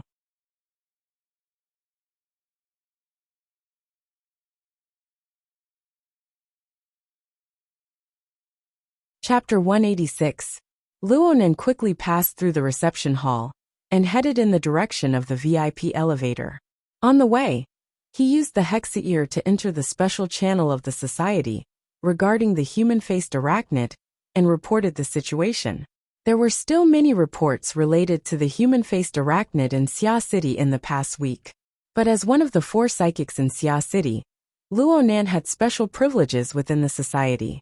He Yuan's call came in just as the report ended. Mr. Luo, I have already assigned people to rush over according to the location information you have shared. The nearest person can arrive in 5 minutes. Please stay put and avoid direct contact with the target as much as possible. I will arrive in around 30 minutes. I am confirming the level of the situation. Right now it is still a guess and not an actual confirmation. Luo Nan had already learned a few specialized terms. He spoke one set after another. Your current physical condition is not suitable for this mission. Therefore, please ensure your own safety as your #1 priority. I understand. I have a senior special police officer by my side. Luo Nan had already entered the VIP elevator as he spoke. This time, he did not have Bai Xingyan's temporary privileges, but there were no problems. It seemed that Frost River reality had increased the level of his account. It seemed that Hu Huaying's reputation was quite useful here. She had thought things through quite thoroughly. Luo Nan did not want to see anything happen to Hu Huaying. Xue Weiluan silently followed him into the elevator. His identity as a police officer gave him the authority to freely enter and exit the police area. The 2 locked gazes in the enclosed elevator. They wanted to speak, but the elevator had already stopped at the VIP floor before they could speak. The elevator door opened, and the first thing Luo Nan saw were the 2 guides with long hair and short hair. The 2 were baffled to see Luo Nan return. Mr. Luo, did you forget to bring? The 2 guides quickly saw the tall and sturdy officer Xue behind Luo Nan. They immediately knew that something was wrong, and were speechless for a time.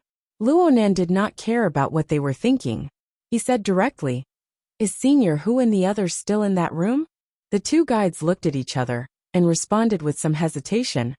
"Mr. Hu and his friends are already downstairs." "Downstairs? I didn't see them." Luo Nan estimated that the incident happened at least 10 minutes ago. He was still at the guide desk in the lobby. If this chapter is not finished, please turn the page. However, that place wasn't far from the VIP elevator. With such a large group of drunkards passing by, he should have at least sensed it. They took another elevator that went straight to Area A. Area A? Luo Nan muttered to himself for a bit, then he said, "Where's Huang Bingjin's room? Do you know this person? Mr. Huang?" From the looks of it, the guides knew who he was. Mr. Huang didn't come to the VIP area today. What about Area A? Area A also has private rooms, right? Can you help me check? The 2 guides had awkward expressions on their faces, especially when they saw the big guy behind Luo Nan. The 2 communicated for a bit, but they connected another call, asking Luo Nan to connect. "Hello Mr. Luo, I mean Le. Managerine? Luonan didn't think that the two guides would directly invite her out, but this was within reason. Thinking about Lee's special identity, he couldn't help but consider two more layers. Lee's attitude was very calm. I'm at Sky Capital Water Village right now. I don't understand the situation over there. Could Mr. Luo explain it to me? Luonan was speechless for a time. Was he going to say, I discovered traces of the Order of Justice and the human-faced arachnid in your territory, and your Blood Flame Order needs to cooperate and find them? The Blood Flame Order and the Order of Justice looked different, but Luonan had observed the Blood Flame Order from the perspective of the Wraith sign for a week. He couldn't help but feel a bit of a headache. Enla didn't receive an immediate response from him, but she wasn't impatient. She spoke in a leisurely manner. If Mr. Luo has any urgent questions, our store has a professional team that specializes in dealing with troublesome matters. Mr. Luo can inform us of the relevant situation. I believe that we will be able to deal with it appropriately. Luonan knew that Enla wanted to deal with him. Right when he was pondering how to speak, Officer Shui pressed down on his arm and inserted himself into the call. Hello, Manager Een. I'm Captain Shui Weiluan of the Special Police Brigade directly under the Xia City Police Department. My police number and relevant proof can be sent to you via the internet. Our department is currently dealing with a vicious conflict that occurred in your territory. We suspect that this incident is related to the guest with the surname Huang. We hope that you can cooperate with the police and open up the relevant authority to facilitate the police's emergency response. Thank you for your cooperation. It was rare for Shui Weiluan to speak such a long sentence in a single breath. The unyielding will within his words was clear and discernible. This chapter is not finished. Please turn the page. Shui Weiluan was clearly silent for a moment before he responded. We fully support the work of the police. The call was then hung up. Luonan understood that he had thoroughly offended Enla this time. However, he approved of Shui Weiluan's swift and decisive approach. The two didn't delay any longer.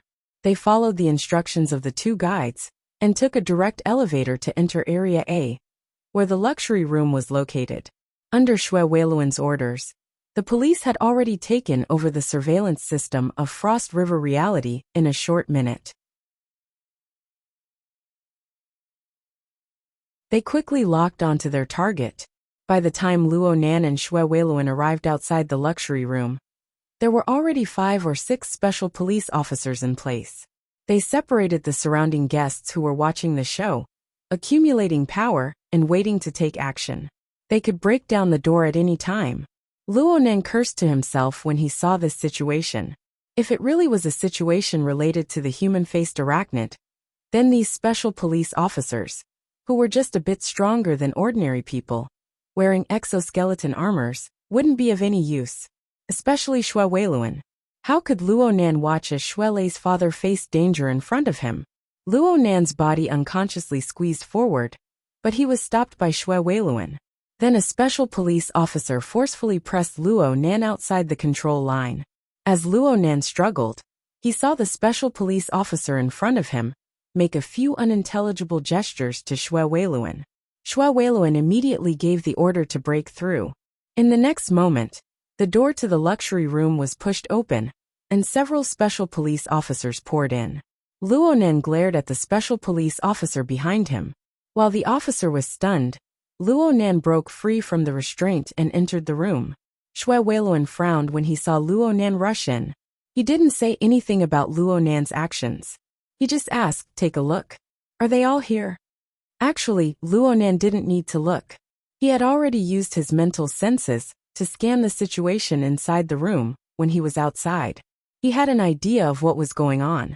Hu Huaying, Lu Tao, Huang Bingjin, 3 other drunkards, and the 2 women he didn't expect to see. He nodded. He didn't say anything definite. Everyone I know is here. Luonan's mental senses continued to search endlessly as he spoke. However, he couldn't find anything else in this pitch-black room. The most crucial human-faced arachnid was gone. The holy space and the scales of truth were all gone.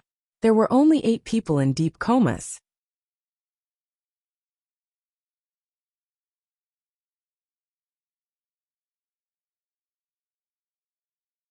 Chapter 187. Xue Weiluan signaled his underlings to turn on the lights. His eyebrows furrowed when he heard Luo Nan respond so quickly. You can see. Only now did Luo Nan discover that he was used to the convenience of mental clairvoyance. He had been too quick with his words. He had actually answered Xue Weiluan's question with the lights in the operating area completely out. It must be known that these special police officers were all equipped with tactical helmets with night vision capabilities. Luo Nan had no equipment on him at all. My eyesight is pretty good. Cough cough. Luo Nan's face was slightly hot. He just so happened to feel the urge to cough, so he took the opportunity to forcefully thicken his skin and forcefully evade this question. But this also gave him a few hints. Uncle Xue, the operating area's lights were turned off. There's a high chance that the projector was turned on. Did you see it when you came in? No. Xue Weiluan gave a simple response, but he felt that it was rather absurd. This 15 or 16-year-old kid was acting far too calm. He was simply pouring baskets of groundless suspicion onto his own head. But this kid didn't look stupid. This veteran special police officer, who was over 50 years old, couldn't help but feel a bit emotional. Youngsters these days are much more capable than we were back in the day. His words contained a bit of a warning. In the end, he couldn't avoid his own son. Plus, Luo Nan's behavior from the beginning until now didn't arouse any ill will from him. At the very least, Luo Nan wasn't a hopeless wastrel. Luo Nan didn't pay attention to Xue Weiluan's good intentions. His mental senses covered the entire luxurious room, constantly gathering information. Of course, he also paid attention to Hu Huaying and the other unconscious people. First, he confirmed that their lives weren't in danger. However, their current state was indeed quite odd. Under the illumination of the lights that had just been turned on, 2 women could be seen in disheveled clothing among the 8 people. But they were quite far away, practically at the edge of the operating area. In the center, 6 big men were squeezed together. Huang Bingjin was completely naked from head to toe. Hu Huaying, Lu Tao and the others were currently surrounding him in the middle. Their arms and legs were still entangled with each other. Combined with the recording, one could roughly guess that Hu Huaying and the others had Huang Bingjin, who had overdosed on drugs, under control at the time of the incident. But because of a sudden incident, everyone collapsed in a short amount of time. Most of them had more or less expressions of fear on their faces. They didn't stop even though they were unconscious. It was as if they had fallen into a nightmare. The only exception was Huang Bingjin. This guy. If this chapter is not finished, please turn the page. His face was buried in the crowd. Others couldn't see him clearly, but he couldn't hide from Luo Nan, who relied on his mental senses. It could be seen that Huang Bingjin's expression was very relaxed, as if he was sleeping normally. Was this a symptom of taking too much drugs? Luo Nan increased the precision of his mental senses appropriately. He observed the breathing, the pulse, the twitching of the eyelids and other external indicators. He had some faint guesses in his mind, but he wasn't 100% certain. He had to go forward and take a closer look. Officer Xue stretched out his arm to stop him. Don't destroy the scene. Wait for the investigators. Luo Nan tried to play dumb. Uncle Xue, aren't you guys the same? We are the special police. We only care about the operation. Oh, but are they all right? I've already called an ambulance. I'll also do a drug test. Luo Nan was a bit helpless. It looked like this Uncle Xue had equated him with psychotropic drugs. He couldn't blame Uncle Xue for thinking this way. Not to mention Huang Bingjin, who was buried in the crowd. The 2 scantily clad girls clearly showed signs of taking too much drugs. Then again, the appearance of the 2 girls made Luo Nan even more certain of his previous judgment. This was the natural reaction of taking too much drugs. Huang Bingjin was like this. There was a problem no matter how he looked at it, and it was a very familiar problem. A shallow and serene coma. Luo Nan was the one who encountered this problem last time. Luo Nan muttered to himself for a moment. Then he suddenly complained to Xue Weiluan. Uncle, this is the person in the middle. He had a conflict with us over an hour ago. Wait for the people from the public security department to come before you say that. Xue Weiluan grunted. But then he asked a question. Aren't they your friends? There's only one that counts as a friend. Luo Nan pointed at Hu Huaying's position. Then he tilted his finger and pointed at the middle position.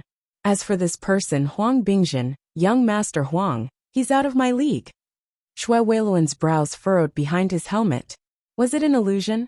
He felt that there was a subtle change in Luo Nan's way of speaking, but he was unable to discern the specifics. Huang Bingjin. That's right. Huang Bingjin. He's the famous second-generation rich kid of our school. He's a good-for-nothing rotten person. Shui Weiluan shook his head. It's useless for you to say these words to me. I know. I wasn't saying it to you in the first place. Luo Nan narrowed his eyes slightly. The two words Huang Bingjin that came out of his mouth were fine on the material plane. The sound waves did not travel more than a few meters in the air before they began to dissipate. But this chapter has yet to end. Please turn the page. However, the corresponding information was under Luo Nan's intentional control. It was urged by his soul strength to rapidly spread out on the mental plane. In the blink of an eye, it exceeded the range of his senses. He had learned this technique from Imo Luan of the Blood Flame Order a few days ago. Imo Luan had used this method to summon the human-faced arachnid from a long distance. In terms of subtlety and concealment, Imo Luan was 100 times stronger than the current Luo Nan. But at this very moment, Luo Nan did not know what concealment was. He wanted this sort of diffuse effect. Now he just needed to see how the response was. 1 second, 2 seconds, 3 seconds. His ears suddenly trembled slightly. A sharp and unfriendly voice cut in. What the hell are you yelling for? You're bragging that you're mentally enhanced? Right now half of Xia City can hear you. The voice was familiar, but it wasn't particularly familiar. Luo Nan was stunned for a moment before realizing that the other party was speaking through the Hexa-Ear's psychic wave network. Luo Nan's mind shifted a bit, and he saw an encrypted channel specially set up for this operation. A cat's eye avatar had just lit up, announcing his arrival. Luo Nan finally matched his memories. Due to some reason, he had some inexplicable and bizarre thoughts. He only responded after 2 seconds had passed. Cat's eye? Luo Nan's mind suddenly stirred before his voice fell. There was a clear and powerful reaction. It charged into the range of his senses in an extremely crude manner. How far could a distance of 10 meters be? In the blink of an eye, an incorporeal shadow seeped in from the other side of the room's wall. Luo Nan was facing Shui Weiluan directly at this time.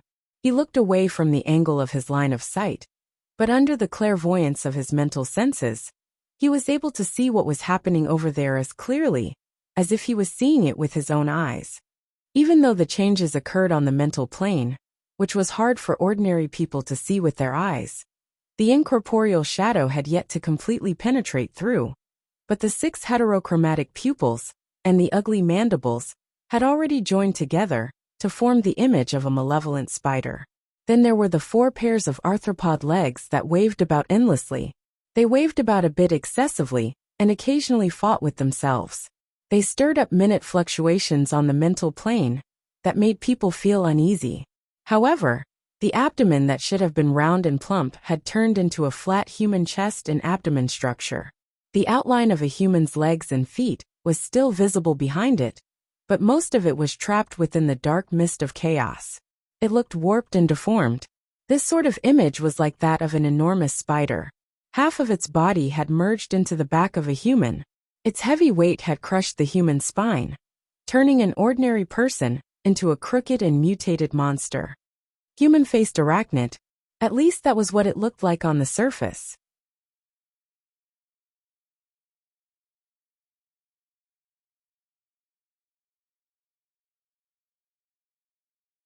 Chapter 188.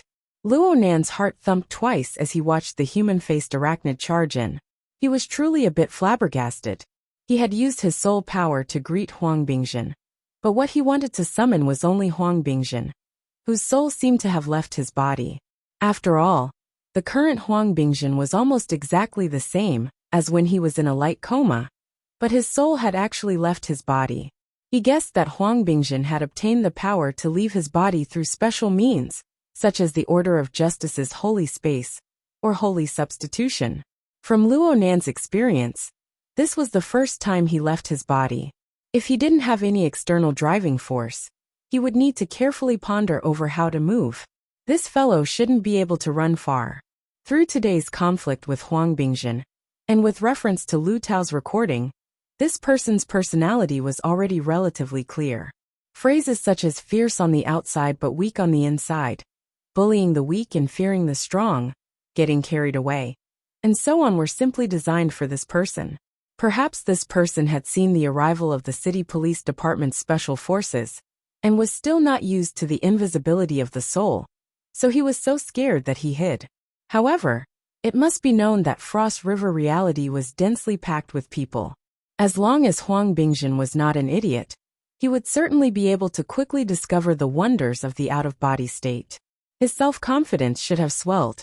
At this time, through some provocation, it was quite possible to lure this guy back.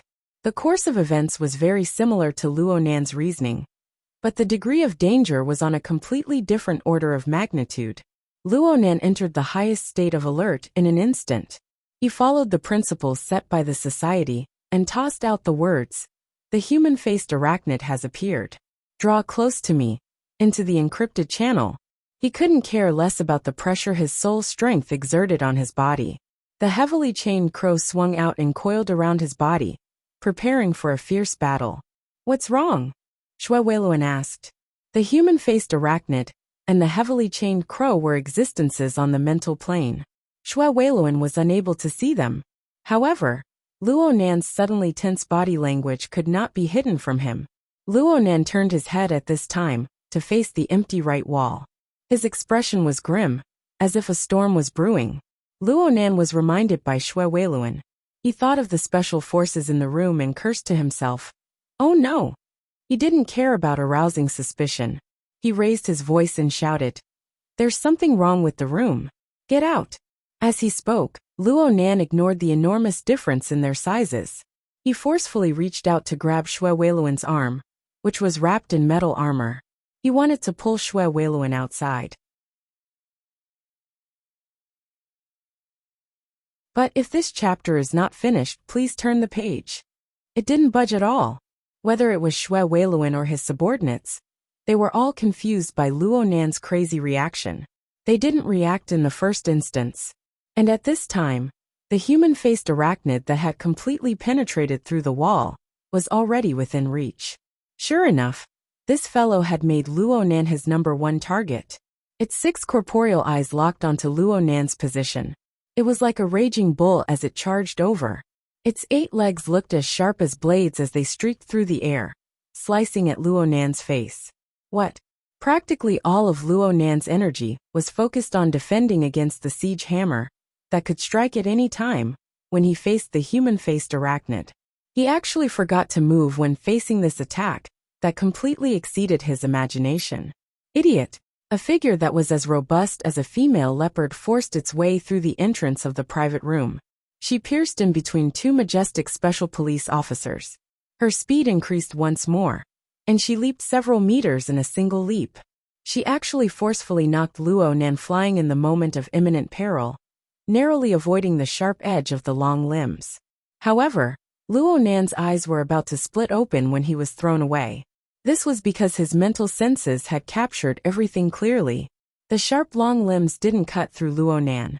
Instead, they took advantage of the situation and pierced through Xue Weiluan's chest. They cut through the bottom of the tactical helmet and came out from the top of the right side of Xue Weiluan's skull. Luo Nan fell to the ground at this time. His entire spine was numb from the collision. He slid back 2 to 3 meters, and only stopped when he reached the edge of the operating area. He nearly lost his breath, but he climbed up with all his might. Uncle Xue. Huh. Whether it was the naked eye, or the clairvoyance of his mental senses, Xue Weiluan was still standing there perfectly fine. His helmet's visor was facing Luo Nan's position. He looked a bit stiff, but this was because of the absurd scene before his eyes. Nothing had happened to Xue Weiluan himself. As for the human-faced arachnid that had executed the raging bull charge and the blade cleave, it was unable to stop in time. It charged straight to the edge of the room before turning its body around. It looked at the results of its own battle, looking a bit stupefied. Luonan sat on the ground and blinked his eyes. His mind was a bit stupefied for a time. Cat Eyes wore baggy camouflage pants and a flat-brimmed hat on her head not too far away from him. She looked like she had just come down from a street dance. She did a graceful roll and stood up. But she was stupefied for a time when faced with the current situation. You guys! It was as if Xue Weiluan was watching an absurd play. But in that instant, the female street dancer before his eyes appeared. This chapter has yet to end. Please turn the page. He absolutely didn't dare to treat her lightly due to her astonishing skills. Most of the special police officers inside and outside the room came back to their senses at this time. They pulled out their guns one after another and pointed at the female street dancer, who had suddenly barged in. Some even pointed at Luonan. This was the only threat they could feel. Put your guns away. Xue Weiluan gave the order and then asked, Luonan, what the hell are you guys doing? Luonan didn't know how to explain for a time. His gaze shifted to the edge of the room where the human-faced arachnid was. His mental senses firmly locked onto the adversary. After a few probing attempts, he couldn't help but scratch his head. Looking at the aggressive appearance of the human-faced arachnid, Luonan practically believed that it was a tall and long human-faced arachnid. It had already materialized from incorporeal, cut into the material plane, and wanted to behead him directly. But reality proved that this wasn't the case. The power level of this human-faced arachnid was actually quite ordinary. It couldn't even compare to the burning wraith that Luonan had first encountered on the warship. Then in the end, just how stupid would it be to abandon its most advantageous ability and attempt to use its incorporeal form to break through the material plane and use physical attacks to solve its problems? In reality, this fellow had always been trying to interfere with the material plane from the mental plane up until now. It was like an inflated balloon that was forcefully pressed down into the water. Other than making it more eye-catching, this way of doing things had no other effect. Luonan finally understood why the image of this human-faced arachnid was so clear. This fellow had placed the majority of its power, most of its power, on the mental interfering with the material plane. The closer the human-faced arachnid was to the material plane, the higher the probability of it being sensed by others. Cat Eyes had been unable to see the human-faced arachnid during their last operation, but when she performed the rescue just now, her judgment of its position and timing proved that she could already do it. This change had nothing to do with whether or not her abilities had improved. It was only related to the difference in her goals. The human-faced arachnid before her was clearly different from its own kind. The lighting in the room suddenly brightened right as Luonan was thinking. The projector in the operating area activated automatically, without anyone controlling it. It projected a multicolored wave of light into this area.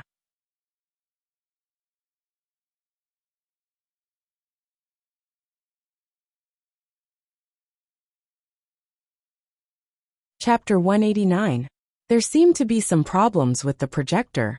The light it projected did not display a concrete image. Instead, it was like a mottled haze of light that covered the operating area.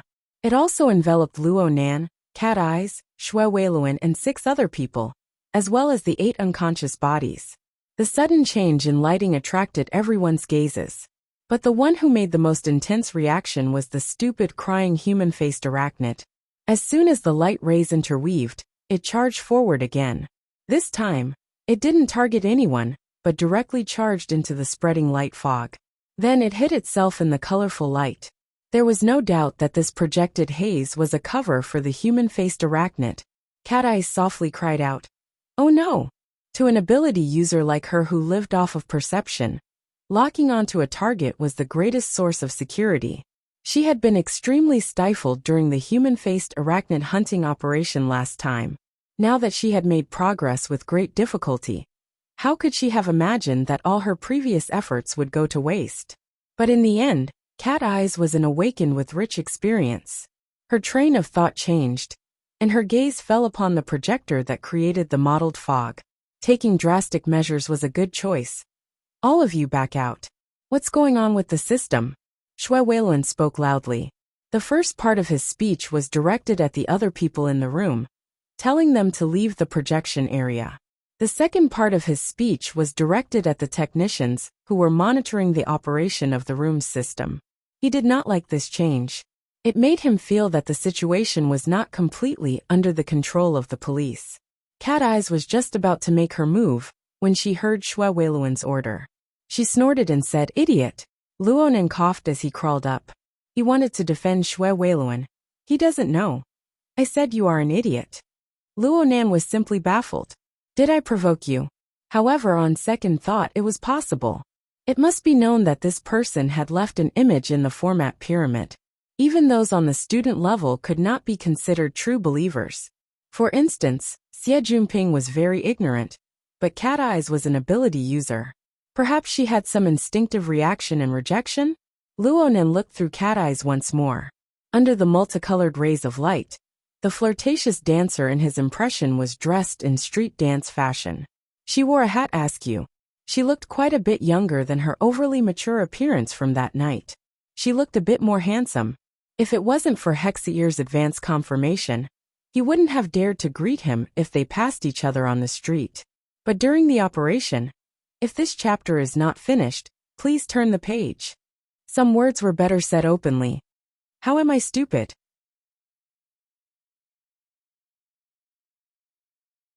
Cat Eyes responded with a sneer when faced with Luonan's straightforward attitude.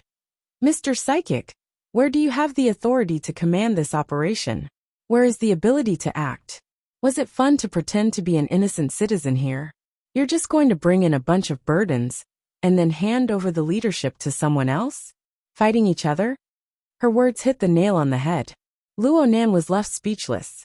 In fact, this was one of the major taboos that He Yuan had pointed out during the last operation. He was doing the same now, maybe even worse. Those who had participated in the previous operation had at least known the target. But now, Shui Weilun and the special forces were still in the dark. Do you even have the slightest awareness of being an ability user? At the very least, a sense of superiority is fine. Cat Eyes wasn't admonishing him. Rather, she was ridiculing him. However, the effect was more or less the same. Luonan spread his hands, not knowing how to respond for a time. You too, what are you still doing inside? Shui Weilun walked over with large strides. He was very dissatisfied with the two people whispering to each other within the mist of light. Of course, he was puzzled by the inconsistency of logic. He took out the most straightforward and efficient attitude towards this. I don't care what path you two have. You two must cooperate when facing the police. Luonan explained to me. What kind of monkey show were you playing just now? This sort of attitude was like that of an organ of authority, but it also had the style of an elder. It had to be said that the effect was extremely good for a young man like Luonan. If he had been the only one here, his brain would have exploded just trying to think of words to say. Fortunately, he had Cat Eyes with him. Luonan pushed the woman to the side out without hesitation. It's time to display the superiority of an ability user. Cat Eyes didn't refuse. At least this old man is much smarter than you. The two left the range of the mist of light at the same time. Then Cat Eyes took the initiative to meet Shui Weilun and start negotiating. Luonan didn't care about the results of the negotiation. He thought that Cat Eyes, a veteran ability user, shouldn't be unable to resolve the issue. Right now, all of his energy was placed in the area covered by the projection mist of light. When all was said and done, technical work suited him better. Cat Eyes viewed this area covered by the mist of light as the most dangerous area. This was because she didn't know where the invisible human-faced arachnid would suddenly appear from. However, Luonan's view was different. Ever since the appearance of the human-faced arachnid, Luonan had always been on guard. Please turn the page if this chapter is not finished. Luonan locked onto its position. It didn't matter if it was inside or outside the mist of light. There was no difference. If there was a difference,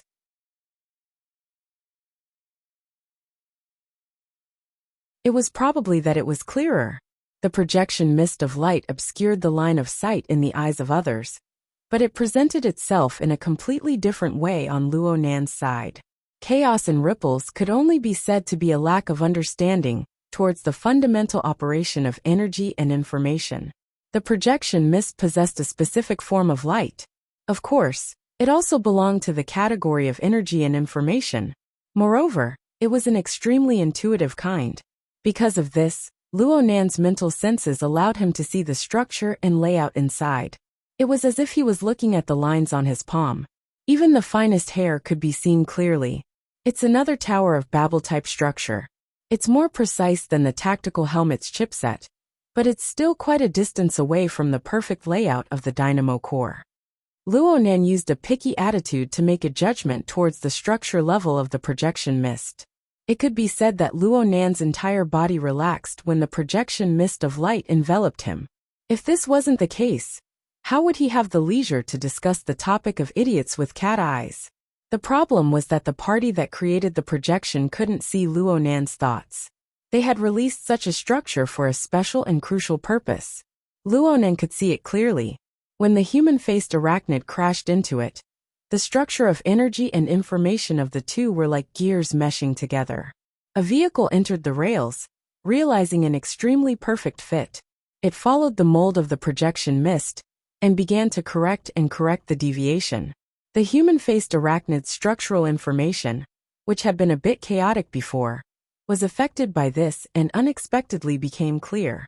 Luo Nan could see that the direction of the operation of energy and information was rapidly pulling apart from the material plane. The human-faced arachnid's foolish action of interfering with the material plane was forcefully straightened. Why forcefully?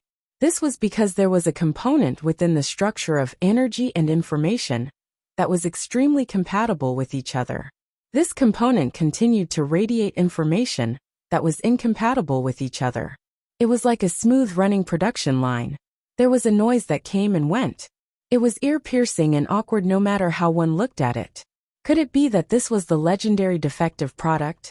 Luo Nan gradually increased the precision of his senses. In the end, he was able to confirm that this defective component came from the interior of the human-faced arachnid. It came from a functional area that appeared to be rather important. The interior? Suddenly, Luo Nan grasped the crux of the situation. The interior of the human-faced arachnid? Was the other party amusing him?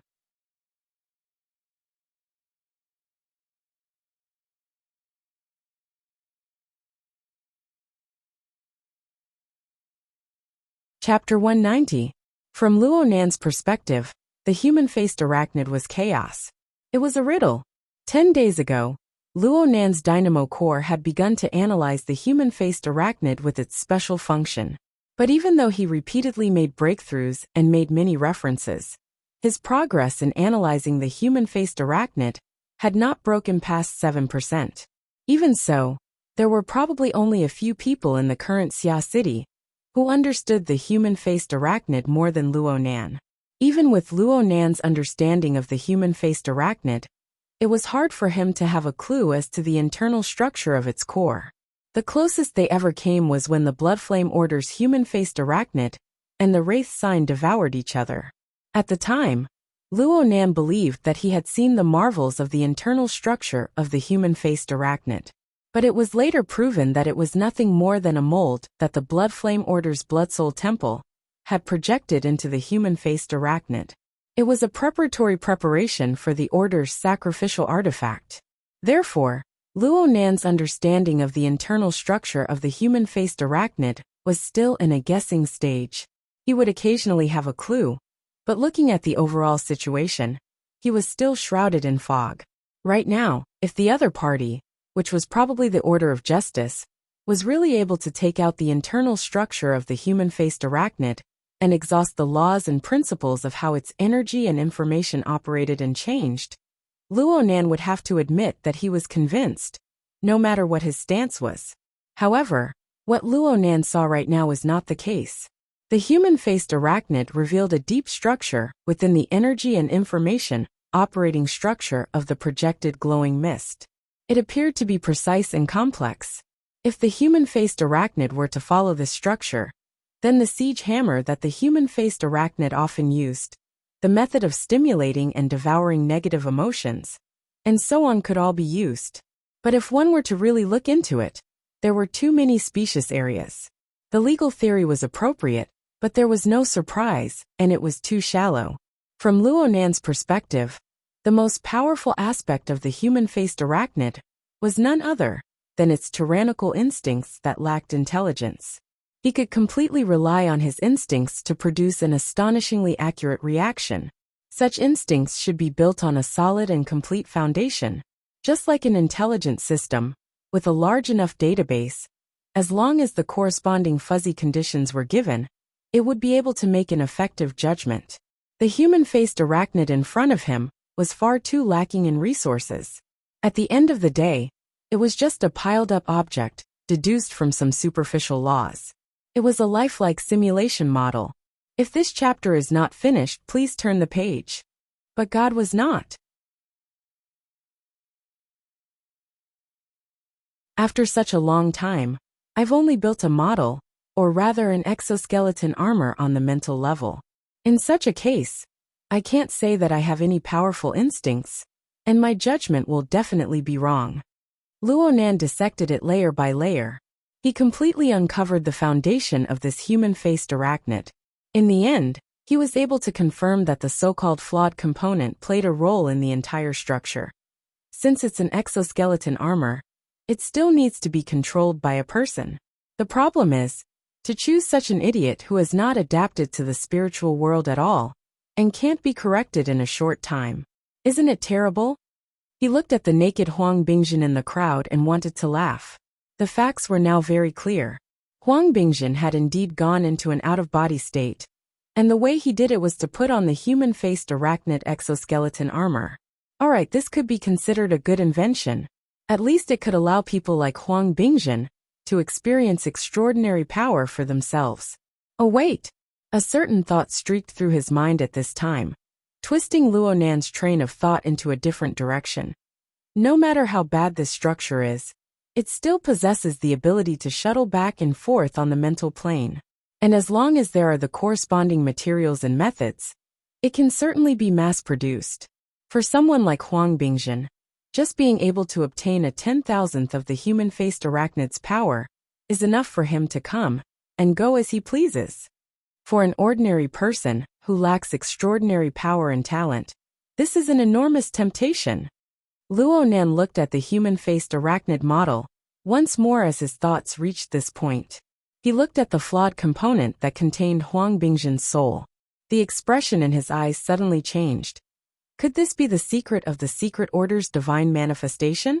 Many thoughts spun in his mind in succession. Luo Nan was a bit spellbound.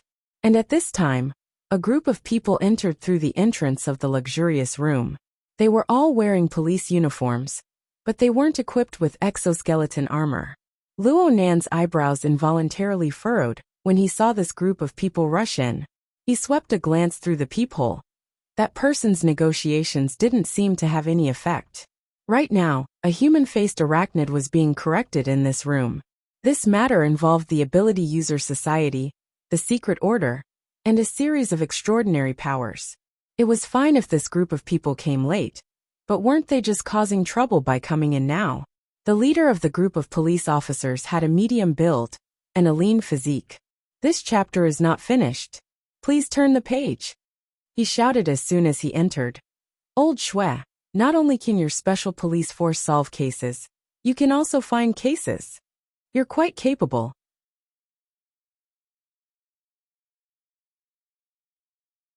It looked like they came with bad intentions, but Shui Weiluan really couldn't say anything. This was because these people were the public security police who should appear at the scene of a case. Their special police force's actions just now were indeed suspicious of exceeding their authority. Moreover, the person who came was the chief of the East Prefecture Sub-Bureau. Frost River reality was under his jurisdiction. He could only be more cautious about this matter. Guiju, the matter just now was sudden. I just reported it to you at the last minute. Please don't blame me. Shui Weiluan would certainly give him face. But right now, he needed to take care of the most important problem first. His gaze cut to Cat Eyes, who had just finished negotiating. He swept his gaze over Luo Nan's face with complicated thoughts. He finally made up his mind. Guiju, there's something I need to say. We suspect that there's a dark-side life form roaming around here. Dark-side life form? I know. Someone has already reported it. Guoju's attitude was very calm. His feelings towards dark-side life forms were no different from the usual thieves, gangs, and so on. He used his chin to point at the glowing mist in the projection area. This isn't within the scope of our responsibilities. The military will soon come and take over. They are the professionals. Professional problems should be solved by professionals. Xue Weiluan approved of this method. The problem was that there were professionals by his side. Cat Eye's attire did not give people much confidence. But the strength she had displayed before, and the relevant means of communication, had already formed a credible chain. Guoju, I just confirmed with headquarters. I also confirmed it. That's why I'm here to clear the area first. Guoju waved his hand, and an electronic voice sounded from outside the door. Frost River Reality's self-made multi-purpose robots were like diligent worker bees. They drove into the luxurious room one after another. They followed the preset program and locked onto the familiar figures in the projection mist. The order I received was to first ensure that the innocent masses are not affected. Those who need to be sent to the hospital should be sent there. This is to avoid long nights and dreams. Even if there aren't any symptoms, they will still get sick. Alright, old Xue, you can withdraw now. The night has been tough enough. Everyone don't wait. I'll update tomorrow morning.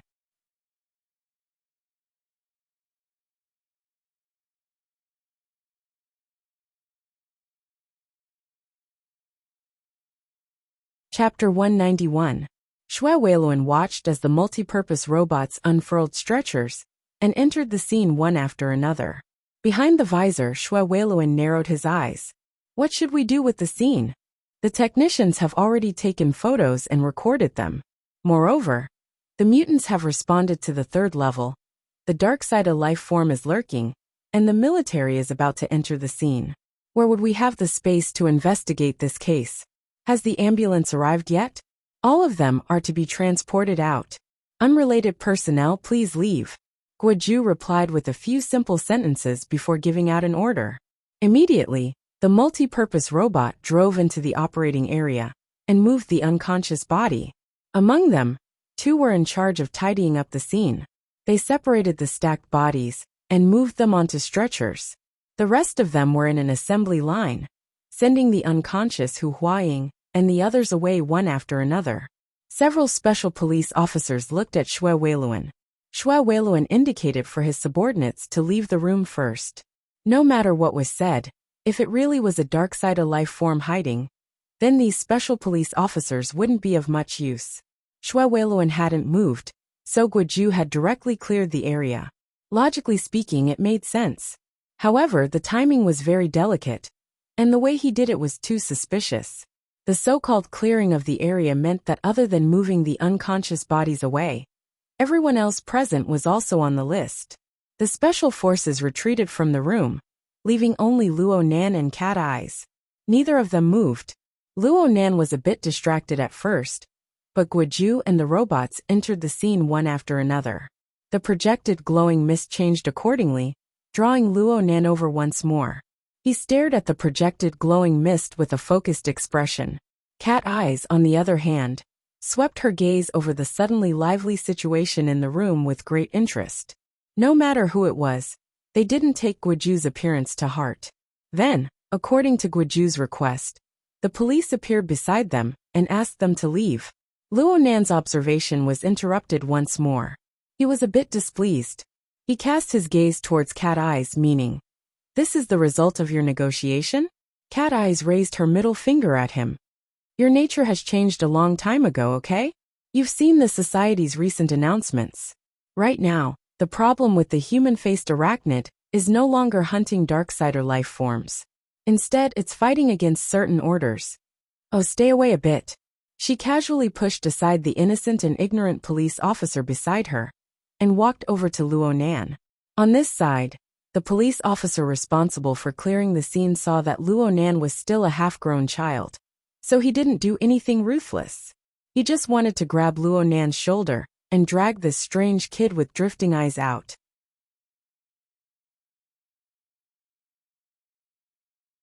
The moment Cat Eyes arrived, he staggered a few steps back and bumped into his colleague. Luonan didn't pay attention to the situation around him. He spoke to Cat Eye's order. "If this chapter is not finished, please turn the page." Yes, he wholeheartedly agreed.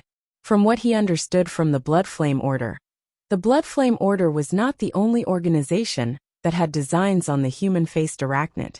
Today, the Order of Justice was not the only organization that had designs on it. There were at least 2 or 3 other organizations that were inclined, or even taking action in this direction. It seemed that in a single night, the human-faced arachnid had become a treasure that the secret orders of the world competed over.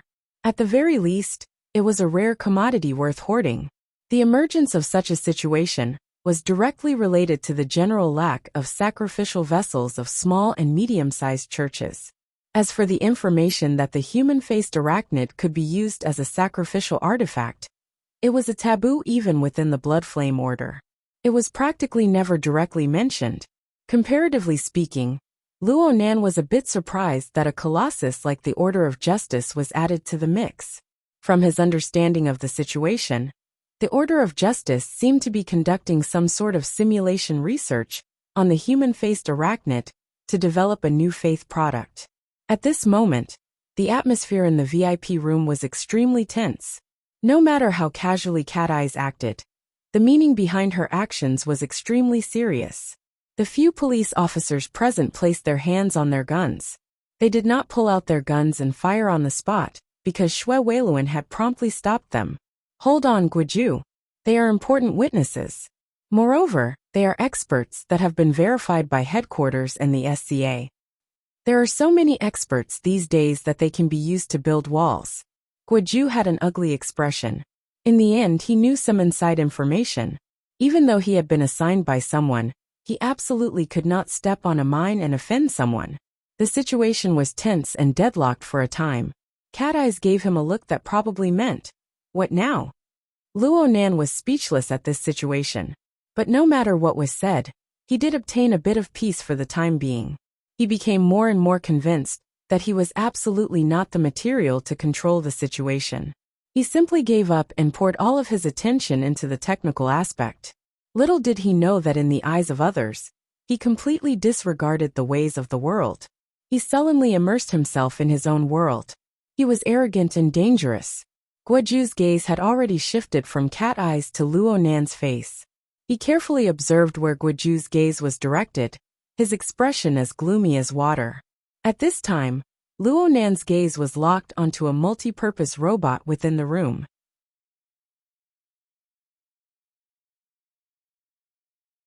It was in charge of carrying people together, with another robot companion.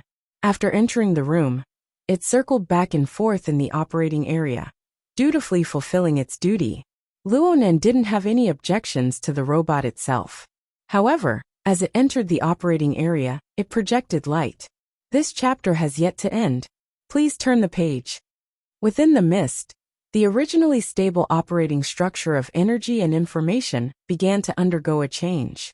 Large amounts of energy flow and information flow rapidly leaked downwards, pouring into an unremarkable external module on the robot's body.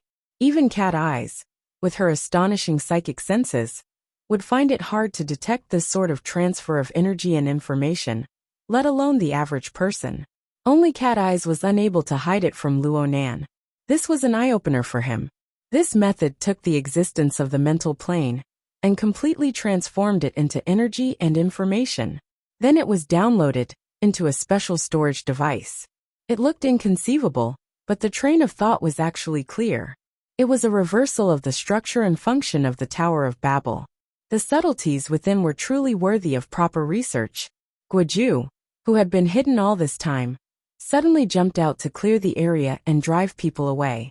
His intentions were very clear. Was this the rhythm of the prototype, beginning to be recycled after field testing? Luonan did not stop this process. He still wanted to observe. This was because he knew very well that there was a node that could not be bypassed. The human-faced arachnid exoskeleton armor could be restored, downloaded and stored, but the human soul absolutely could not. As the relevant structure was restored layer by layer, It was transformed into pure energy and information that was transmitted into the storage device. The flawed component that was originally hidden deep within the human-faced arachnid exoskeleton armor was inevitably exposed. A blurry mass of smoke suddenly separated itself from the operating structure of energy and information, which only had a skeleton left. It first condensed into a ball, carrying a bit of light that could only appear on the mental plane. It paused in the air for a moment before hurriedly charging toward Huang Bingzhen's body, who was about to be transported away. The timing was quite good.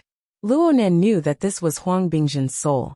It seemed to be wrapped in a special layer of protection, avoiding the tragedy of a plane crash. The Order of Justice's product of faith was quite human-like in design. Luonan had no intention of interfering. He just observed with interest. However, accidents always happened.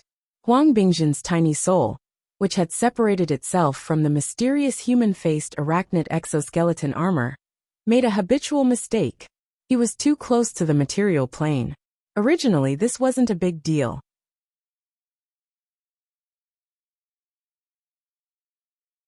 As long as he touched the range of his fleshly body, his soul and flesh would become one, and everything would be fine. But right now, there was also Cat Eyes in the room besides Luonan. Cat Eyes suddenly discovered a suspicious target. Her mental senses instantly cut over, locking onto and scanning. This was a very normal reaction, but it was like a whip heavily lashing down on Huang Bingzhen's fragile soul structure.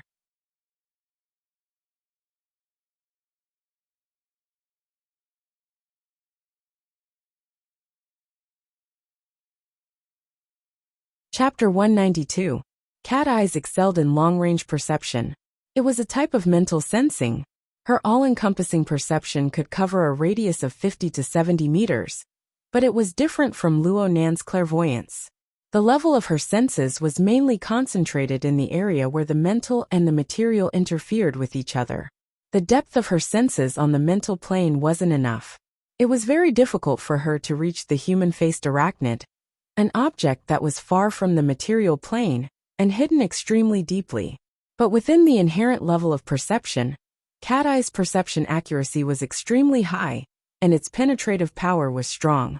It was like a high-powered active radar that covered the surrounding area. Huang Bingzhen couldn't take it anymore because the power output was too high. What the hell? Cat Eye's reaction was fast. She quickly realized that something was wrong and withdrew her mental senses. Fortunately, he controlled it well and didn't burn Huang Bingzhen along with the outer protective shell. However, it wasn't easy to completely withdraw this kind of spiritual attack that could be launched with just a thought. On the spiritual level, Huang Bingzhen immediately let out a miserable howl. Outside of his fragile soul, the protective shell trembled twice, as if its structure was damaged, but at least it didn't break. If this brother was really smart, he would take this opportunity to quickly slip back into his own body. However, today was destined to be a busy day. Huang Bingzhen, after all, had not been through any great storms, nor was he familiar with the workings of the mental plane. When he was attacked, he stood there dumbfounded, not knowing when to advance or retreat. That miserable howl had traveled a certain distance on the mental plane, so it was more or less a signal. As Luonan and Cat Eyes looked at each other, a storm suddenly rose on the mental plane. Tyrannical mental senses cut in from a distance.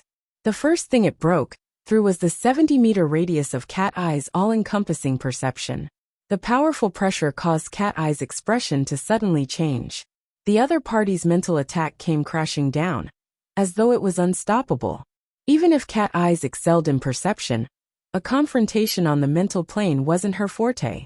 She wouldn't truly meet force with force, but her forceful actions still expressed her clear stance.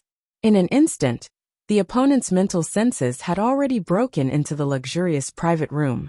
He inspected the situation within the room without the slightest scruple and forcefully suppressed Cat Eyes, reducing the range of her senses. A strong enemy. It might be a spiritual enhancement specialization. Cat Eyes used her telepathic thoughts to leave a message in the encrypted channel. If this chapter is not finished, please turn the page. An effective method of communication could be achieved in an instant.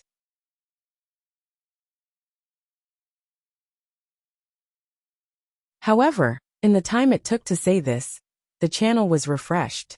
The opponent's main body is within 40-30 meters. He's very fast, and his HP is very high. Damn it, he's an all-rounder. Avoid direct confrontation. Order the special police to assist.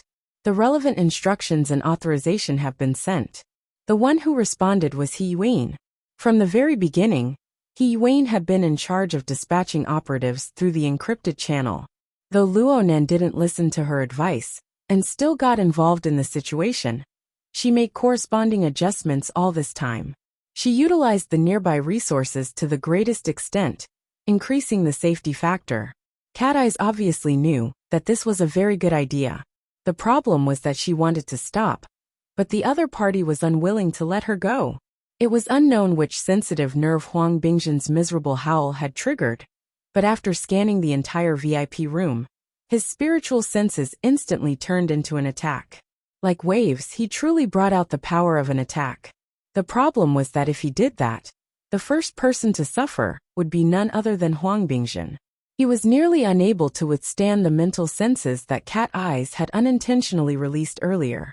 Right now, the mental attack from the other party was like a raging storm that came pressing over. This was a calamity for Huang Bingzhen.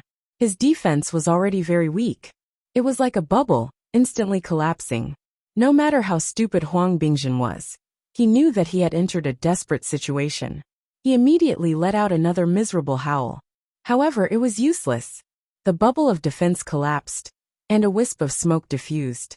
At first, Huang Bingzhen's appearance was barely visible, but he lost his shape in an instant. He swayed and dispersed. Luonan knew that this was the result of his out-of-body state. His structure wasn't tough enough, and he was too close to the material plane. He was blown apart by the mutual interference between the mental and the material. Huang Bingzhen was an ordinary person. He didn't have any mental cultivation at all. His soul wasn't even in shape, and he had lost his protective shell. He didn't have any ability to survive at all, let alone the howling storm in the outside world. The environment on the mental plane was vile to the extreme, and at this time, the person who came because of Huang Bingzhen's miserable howl had no intention of stopping. The mental attack continued to come, completely suppressing Cat Eyes. Cat Eyes' range of senses shrunk again and again, until she was forced into the VIP room. She lost all perception of the outside world. Damn it! Cat Eyes was so angry that she gritted her teeth. This chapter is not over. Please turn the page. The mental attack was her bitter hand. Actually, the method she was most accustomed to was to combine her sensitive perception with her nimble and vigorous body.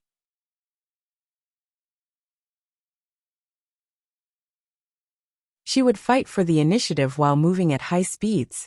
But right now, there was a half-crippled idiot by her side. She was afraid of harming the innocent. She couldn't even use half of her abilities. It was truly stifling to the extreme. The other party was extremely sharp. Once he seized the initiative, he didn't give Cat Eyes any chance to adjust. His rapidly approaching figure became erratic after obtaining the advantage of total suppression. Cat Eyes couldn't help but worry about when and where this powerful enemy would come from. Cat Eyes glared fiercely at Luonan. She knew that nothing good would come out of being together with this fellow. Crash! A marvelous trembling sound rang out, spreading out on the mental plane. Cat Eyes' scalp went numb the moment she heard this sound. Her already dangerous defensive line completely collapsed in an instant. Just as the backlash was about to attack, a similar trembling sound came from the depths of Cat Eyes' body and soul structure. Incorporeal chains were activated from their slumbering state. They instantly erected an indescribably marvelous frame. It was like the stable frame of a building. No matter how fierce the winds blew, it stood towering and unmoving. The fatal backlash strangely dissipated. Even the tyrannical mental attack didn't seem as powerful as before. Although Cat Eyes lacked the strength to counterattack right now, she seemed to be immune to all mental attacks. The range of her mental senses, which had already shrunk to an extreme, began to recover its lost ground. It expanded outwards layer by layer. The powerful enemy also discovered this situation. Not only on the mental plane, but also on the material plane. A low nasal sound was transmitted over, allowing everyone in the room to hear it clearly. They were indeed extremely close. Cat Eyes obtained a breather and immediately carried out He Yuan's orders to the end.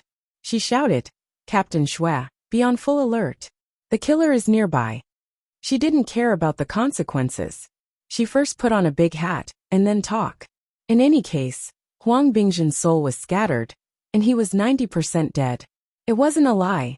But just as Cat Eyes' voice fell, a heavily chained crow shot out horizontally on the mental plane. It was like a raging python, shuttling through the void. It struck Huang Bingzhen's nearly scattered soul mist. You're tuning in to the Journey of the Soul YouTube channel.